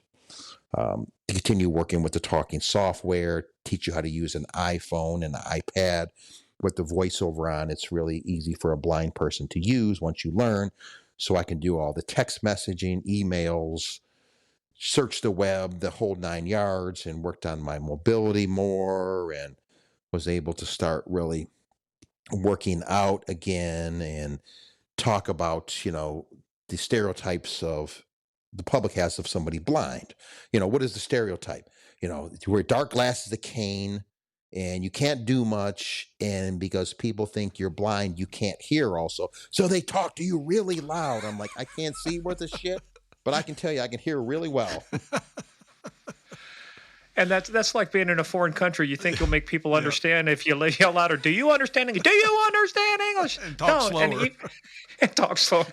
Now, it doesn't work. Hey, but I got to tell you though too, it is kind of fortuitous, because normally with our guests, Joe, we send them a mic for the computer. That was going to be a challenge with you. And then this platform you use, it's called Riverside. They actually happen to have an iOS app, an Apple app, that allows us to. So we put a headset. I mean, this is the first time we've done this. And I think we were saying to people, it sounds great. You've got a headset on with a boom mic, and it plugs right into your phone. And we're able to actually record this and do this. And, one of the reasons being is because you're able to, you had a friend come over just to make sure you had it set up right. But we've done all of these recordings where you've just launched the app yourself, and we do it from there. And it's like, I mean, I may have some of our other guests. We've had some technically challenged guests. And this is so much easier. Just plug it into your damn phone. Oh yeah, with technology, and like people like, Braille. I said they really don't teach Braille anymore with all these technology. There's apps on there that tell me the color of something, how much money I have. There's another one that you click on it. It's kind of like FaceTime or Skype, where somebody's always on the other end. If you need help trying to find something, you get stuck somewhere. It's all free and everything. So So you mean that you can actually, you're actually able to then use the phone and broadcast to somebody on another end, and they will give you your surroundings? Yes. That's Nice. fucking awesome. See, we learn something new every day. Well, speaking of learning a lot of things new, you had to learn a lot of things new, Joe. Let me ask you though one thing to see if you've learned this. You talked about reattaching the retinas, and I know that you've talked about the blindness. Is the blindness permanent, or do you see anything, any minor light, or or any kind of Well, anything? Or that's a good question. My right eye, pretty much nothing. If the eye doctor shines a light right in my eyes, I think there's a light, but my left eye is a little better. Um, I so can does that see. mean there's hope then with stem Yes, cell or transplants or yes, anything? yes. And my left eye right now, I'm 2400. Anything worse than 2200 is legally blind. I can see light. I can see some shapes. There's a big color contrast between light and dark, and I can see some movement. And what's limiting more sight is I have a artificial cornea in my left eye, but my optic nerve and retina are still very damaged. So they feel with the advancements in stem cell in 2 to 5 years that they feel they can get me quite a bit more sight in my left eye and potentially more for my right eye also. So there is hope. Is there any possibility, I mean, even at 2400, are you able to use any kind of magnification or any glasses to be able to see Not at this clearer? point, no. Maybe if it Okay. gets a little better, but they do have some devices like that. But really at this point, not yet. They're just really working on the stem cell, and they've done some whole eye transplants at the University of Pittsburgh as a teaching hospital. But the problem is it's not transplanting the eye, it's all the millions of what axons and ions that connect your brain to your eye to be able to see. That's the challenge with that, but they are trying to work on that. Murph's working on a face transplant, but it ain't gonna happen before he goes to Florida. So, hey, but what I'm just interested in, just from your standpoint, what's a day like for you? In other words, obviously things have changed. So now that we want to talk about your bodybuilding, we want to talk about some of the motivational speaking you're doing. So you've always been kind of physically fit, but what was the importance of bodybuilding for you, and how did you manage that? Because so much of bodybuilding is about being able to see the symmetry of your muscles and being able to see the development, and working to make that happen. So, what was the importance of bodybuilding for you? Let's talk about your public speaking, and then we definitely want to talk about one of the awards you just won. Oh, yes. That's Well, with bodybuilding, it's something like I did. I've always been involved in competitive sports to college, played football through college. And after college, I got in some bodybuilding, but it's something I could do competitively still. And I was good at it. And it was a big stress relief for me, too. Working out is a very big stress relief for me.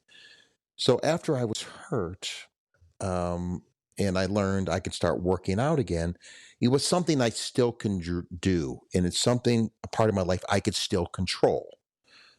It was a little bit taking to getting used to working out blind. You got to worry about crashing into somebody at the gym or hurting yourself, or just imagine working out, and close your eyes, your balance is off at first and stuff. But I think my balance is actually better than it was before.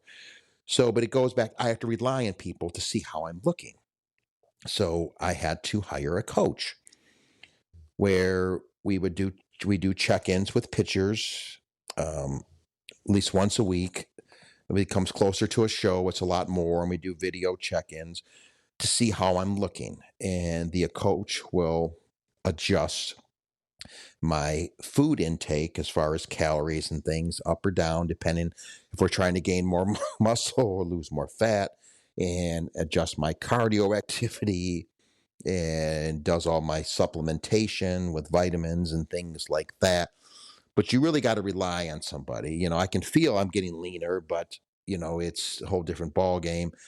You have to get for these competitions. You have to be what's called peel to the bone, where you see every striation in your muscle. So I was nervous about doing it. My wife at the time was competing, and she had a coach, and we met the coach and worked out. And he's like, "Joe, why don't you compete again?" I'm like, "I don't know how comfortable I feel with that." He goes, "Let's just put you on a mini diet. I'll do it for free, and we'll see how you're looking." So we do that, and he's like, "Joe, you need to get back up there again." I'm like, I just don't know." He said, "Let's try." So I agreed to go ahead and do a competition. This was 2015. I did this NPC show, National Physique Committee. It's like the Division One in amateur bodybuilding down in Virginia Beach, the Virginia Beach Grand Prix. I did the Open, which means all ages, and I compete in bodybuilding. And you go by weight classes. At the time, I was a heavyweight. That's between 199 and 225 pounds. And I did the Masters, which was the old people class. And so, basically we go in there with our walkers and, kind of roll onto the stage. But I won it all. I won the Open with the young fellas, and I won the Masters. And I just remember being backstage just crying. I'm like, I can't believe I'm still able to do this. It just felt so good. And then that enticed me to go on to the national level. And there's a handful of shows. If you win your class in the national level, you become a professional bodybuilder. So that was the goal. And the first national experience I did, I placed pretty damn good, especially for the first time. And then I continued doing that. And then finally, this last July, at the Masters Nationals in Pittsburgh, Pennsylvania, I became a IFBB, International Federation of Bodybuilding, professional bodybuilders. I won my age class from 50 to 59 years old as a super heavyweight, and I became the first blind IFBB men's bodybuilder in history. Woohoo! Outstanding. Now This you can is cheer, saluting everybody. you. Yes, absolutely. Proud of you, brother. Damn. Thank you. And like people find out I compete. Do you compete against other people with handicaps? I said, no, I'm the only blind one out there. So I got to have basically an expediter helps me get on stage and make sure I'm facing the right direction. And you go through your poses and routine and all that. Make sure you put your speed on before you went out there. Oh yeah, and because if it's a medium, you're there to help me, grease myself up. Yeah, but hey, look, for bodybuilding though, he does wear a medium so that it all shrinks down and he looks bigger. I mean, body wise. Of course, it's all an illusion, right?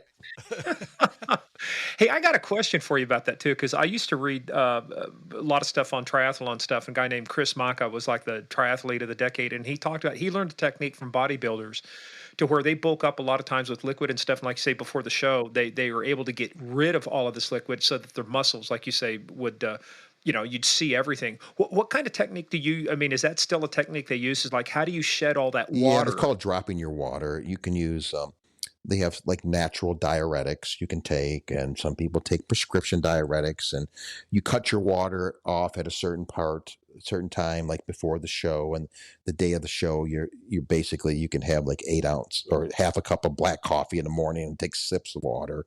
So basically you're getting rid of all that that water in between your muscles, so you can see your definition more. And when you drop your water, you can lose like 6 or 7 pounds just by dropping your water. Wow. Yeah, I mean, I've been out on the bike before too. I'll come back and literally just 2-3 hours out on a bike, you can drop 3-4 pounds. But it's a science, to bodybuilding. Everything is the goal to, like, that day of the show, to looking the best you can. So, one thing off a little bit or not on a little bit, it affects you how you look. And that's why a very good coach is very important, that can kind of see how you're doing and kind of, adjust things. Now, when you're really getting close to the competition, how many calories are you eating a day?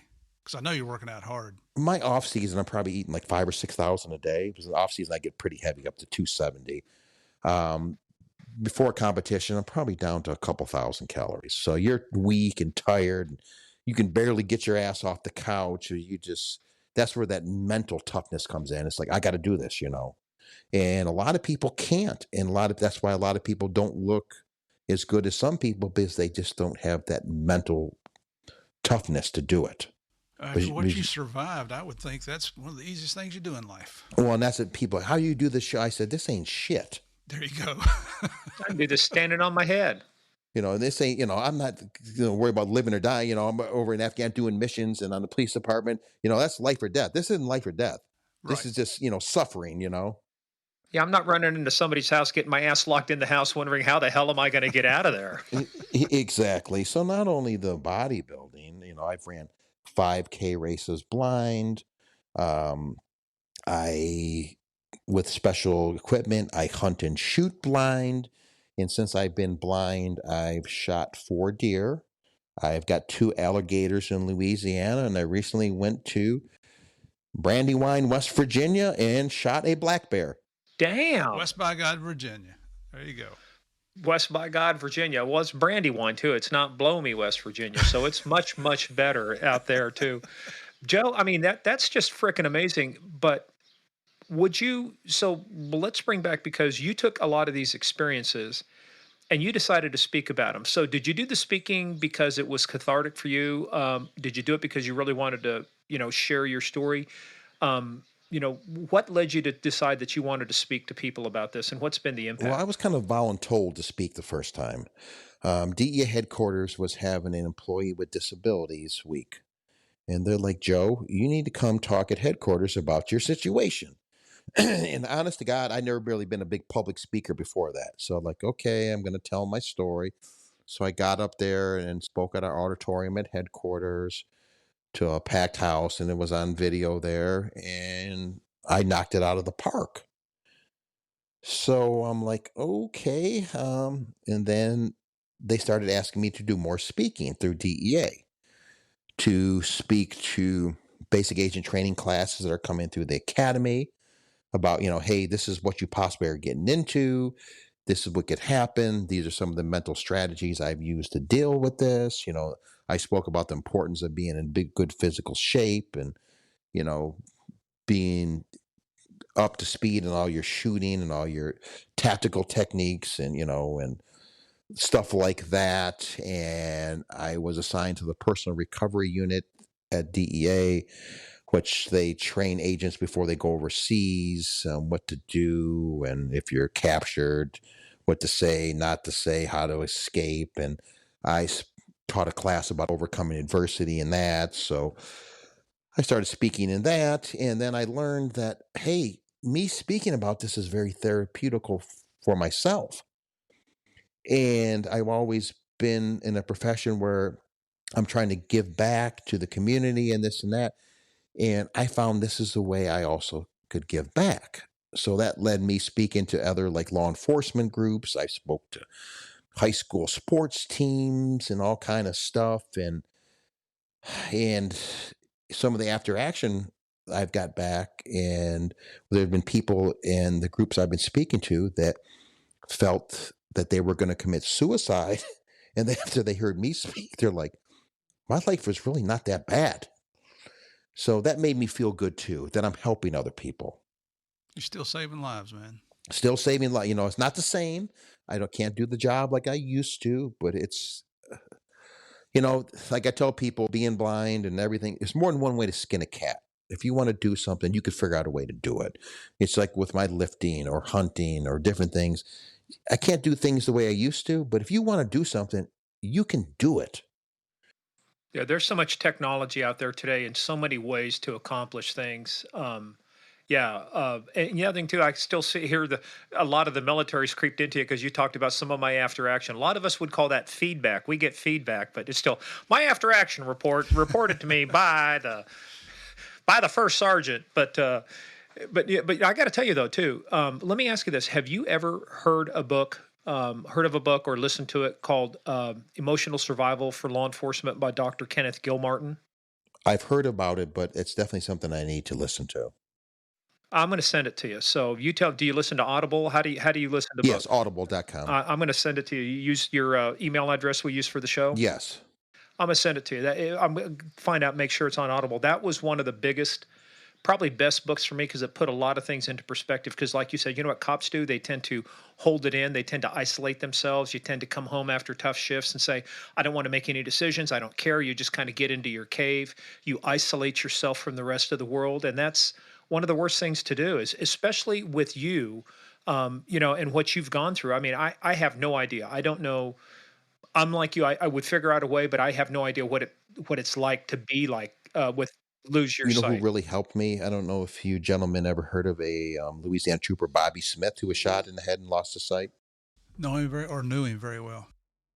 He actually he called me after I got injured, and we had a conversation. And he, talked to me, which I appreciated. And he said he was the only person to ever get kicked out of blind school because he was in a real bad pity party for himself, and he took on the bottle pretty heavy. And it was his buddies that saved his life. And they're basically, Bobby, you need to get out of this freaking funk, buddy. You need to do something about it. And he did. And he had a pretty rough go at it. He's deceased now, and he lost his daughter and son, both the traumatic events. And that helped me a lot hearing from him too. And he had we spoke at some of the same law enforcement training conferences over the years, and he had one hell of a sense of humor. I mean, he'd have you falling out of your chair laughing. And when he's teaching class, he would make you laugh, and within 5 minutes, he'd make tears run down your cheeks. I mean, he was a phenomenal speaker, one of the best I've ever heard anywhere. Yes, he was. And I listened to a lot of his talks and stuff, and kind of gauge some of my speaking around how he did things also, because he was just so powerful in the way he did that. Do you know a retired agent named Steve Peterson? No, I don't. He was the training coordinator for the Atlanta Field Division. That's how I got to know Bobby, was through him, putting on the state and local classes. Steve was, if you ever need any information about Bobby or his family, or I'm sure you've got the connections already, but Steve would be a great resource for you. And of course, I just want to throw a shout out here to Dick Kroc, who's a retired DEA agent out of Atlanta, supervisor, who was on the trauma team. And I know he's had a big, big impact on your life, as well as a lot of people's lives. Oh, definitely. And he's the one that got a hold of Bobby to call him. Dick is phenomenal. Another retired agent, in fact, he retired as SAC in Miami, who called me after I was hurt, was A.D. Wright also. He had got shot during the undercover deal and lost sight in one eye too, and he kind of helped me through a lot of things also. Yeah, A.D. and I were agents together down in Miami back in the 80s. And his partner, Dave Gaddis, is the guy that saved A.D. He killed the guy that shot A.D. Again, such a small world. Hey, Joe, before we close up, we're kind of getting to the end here, but I do want to bring up something too, because you have also a special place in DEA history. You were the first DEA agent ever to receive the Secretary of Defense Medal for the Defense of Freedom. So this was instituted after 9/11. It's the military, it's the civilian version of the military Purple Heart. And so, you were the first DEA agent ever to receive that. And we're glad you received it, as opposed to, like you say, the Angel Flight. Yes. I'm glad you got that award. And you've received so many awards. And I don't want to make this sound trite, but it's like, when we had Mike Neal on, Mike was the shooter, the Arkansas Game and Fish officer who took out the two West Memphis shooters who killed the West Memphis police officers. And he said, look, I got so many awards. He said, I just didn't want him anymore. And he went through the same issues, PTSD, thought about suicide.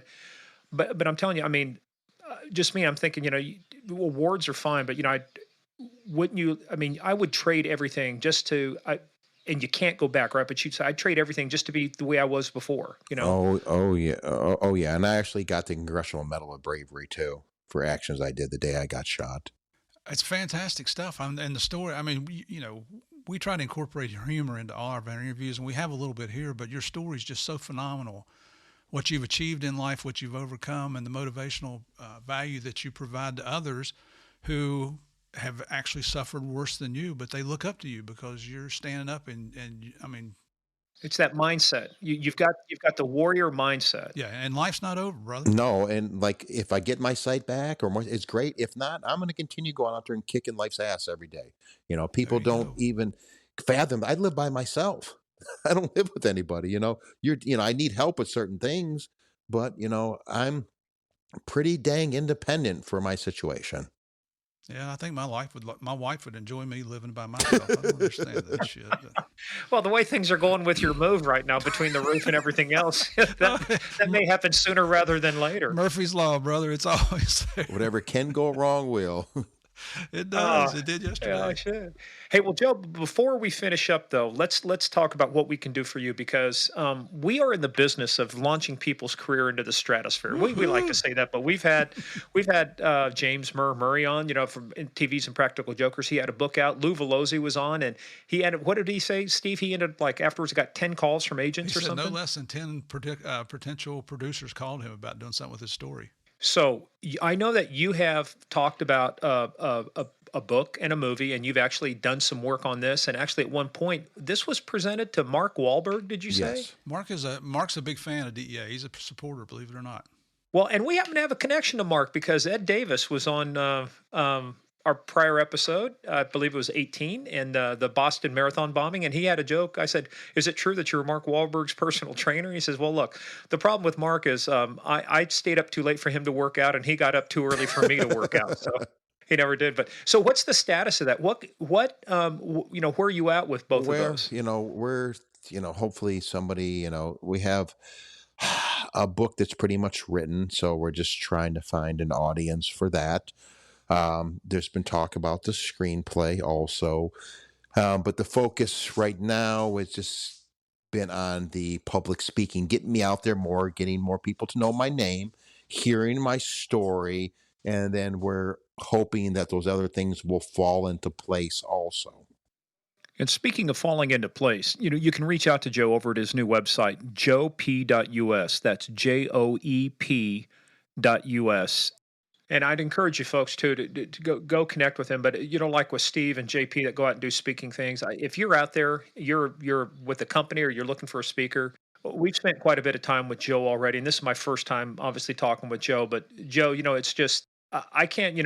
I've lived in foreign countries, been there, but for you to go over there and do what you were doing, and all in the defense of freedom, all in the defense of the American way of life.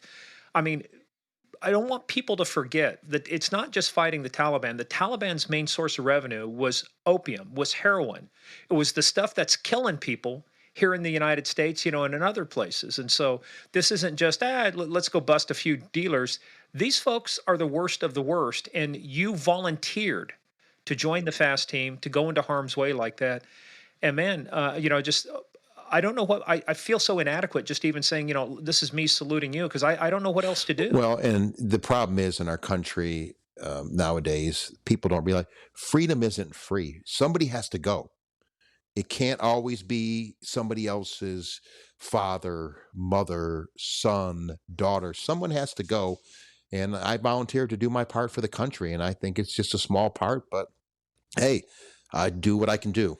Well, all you can do is all you can do. And we thank you for everything that you've done. And I got to tell you, this is, we would like to inject humor, like Steve was saying, but, you can't be funny about some of this stuff. But what you've done and what you've come through and the fact that you've been able to, I'm so proud of you for the one thing, though, is finally reaching out and getting help. And I will tell you, I've lost more friends to suicide that were on the job than in the line of duty.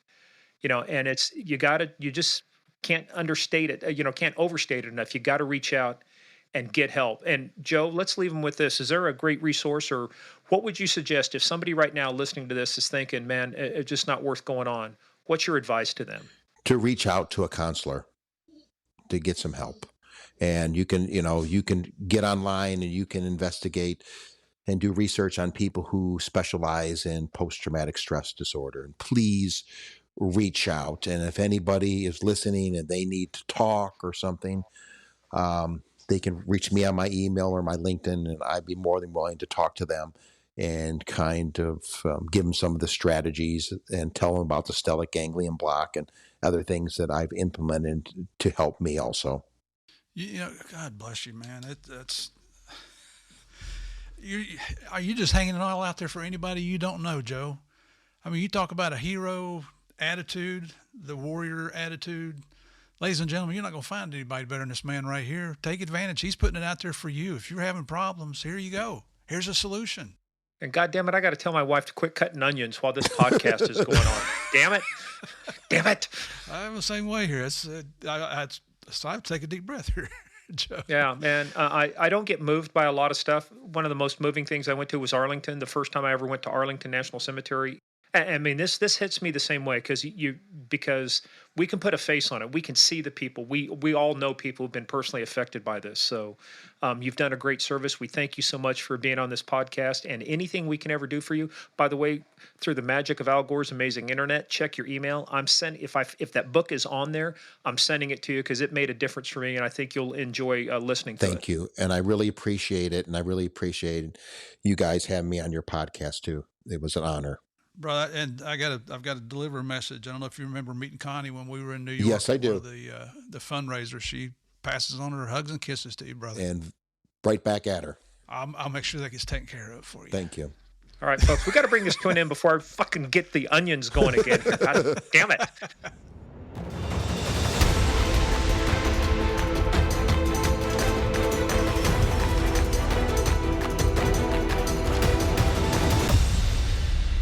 I warned you, don't get me around onions with this.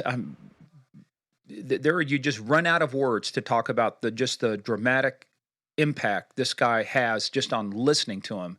And I mean, this is me saluting Joe again. It's like, Steve, I mean, I tell you, that was probably the most emotional and most uplifting story I think we've told. We've had a lot of good stories, don't get me wrong, but this one I think hit every high note. Phenomenal. And we told you that in the before his interview started. I'm just so proud of that guy because, so many people would just give up on, everything. I can't imagine being blind. I hope the good Lord never strikes me with blindness. But Joe is making the best of it. The things he's still doing a lot of things he didn't even tell us about out there. He's going snow skiing. He's going fishing. He's going shooting. I mean, he told you about. I think he's doing more stuff now, being blind, than he probably was before that.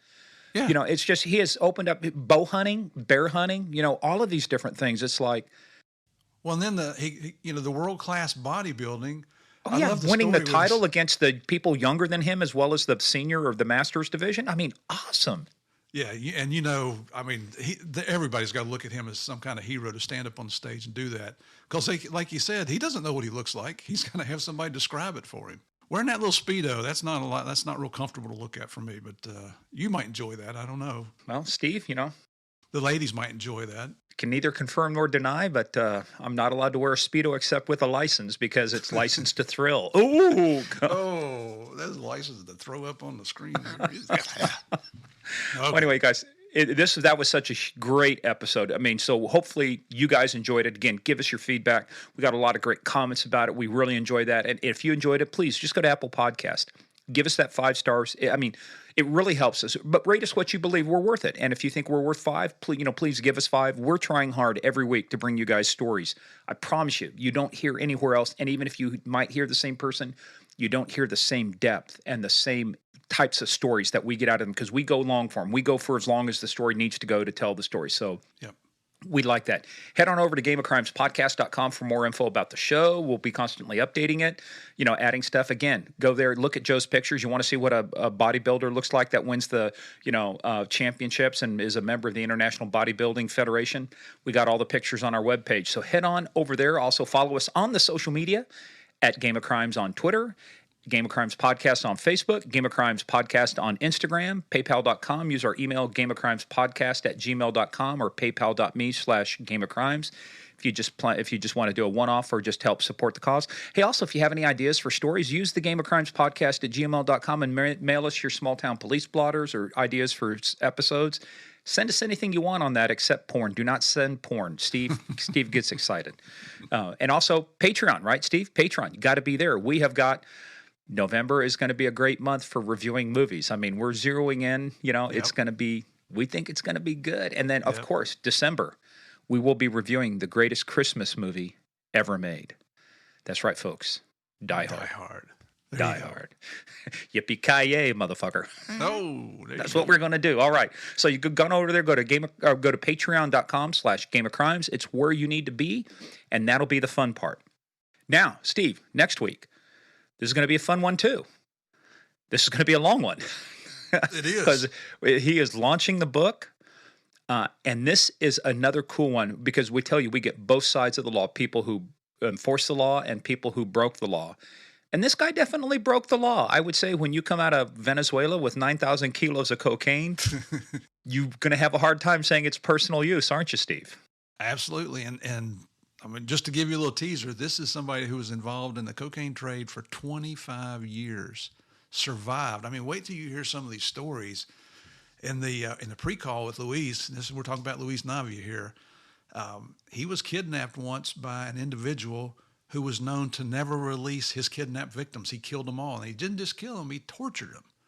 Luis was kidnapped and survived. He was released. I'm still shocked that that happened. Well, we won't tell you how, but I figured it out. I mean, it was like when you hear Luis, you'll understand his theory behind how he survived getting kidnapped by Rascunio, a very bad person who, like you said, killed everybody else. So what was his secret? Plus, the great thing too, Steve, by the time this podcast comes out, his book will have just launched. You can see it on Amazon. It's on Audible. It's on all the places. It's called Pure Narco. He wrote it with an author called Jesse Fink, who we've been in contact with. Folks, it is going to be a great episode. And this is one of those things. If you want to see what it was like to come from a life of privilege, a Cuban family, have all the money that you ever needed, and that simply wasn't enough. And this guy was addicted, obviously, to adrenaline, and the power and the prestige. This is the story you want to hear, right? It's kind of like your life, Steve. Power, prestige, adrenaline. Oh, yeah. Now you're in Florida. Yeah, very, very similar. No, driving your golf this cart. Is cool. And that's what the neat thing is about Game of Crimes is, we primarily bring you good guys, but we also occasionally will throw in a former bad guy or a former bad girl. So you really need to hear Luis's story. You want an inside look at, I even did a foreword for his book, a little promo for him. You want to get an inside look at what really goes on. I mean, things that we're not even on the law enforcement side aware of. This is the interview you want to hear. Yeah, and wait till you hear who some of his best friends are and who he goes out to lunch with. This will shock you. So we're not going to tell you. You got to listen to the episode. So again, guys, thanks. Stay tuned. The next episode coming up, Luis Navia and his life of crime and his life of narco trafficking is going to be next. So thank you guys for staying tuned, and thank you guys for playing the biggest, baddest, most dangerous game of all, the game of crimes.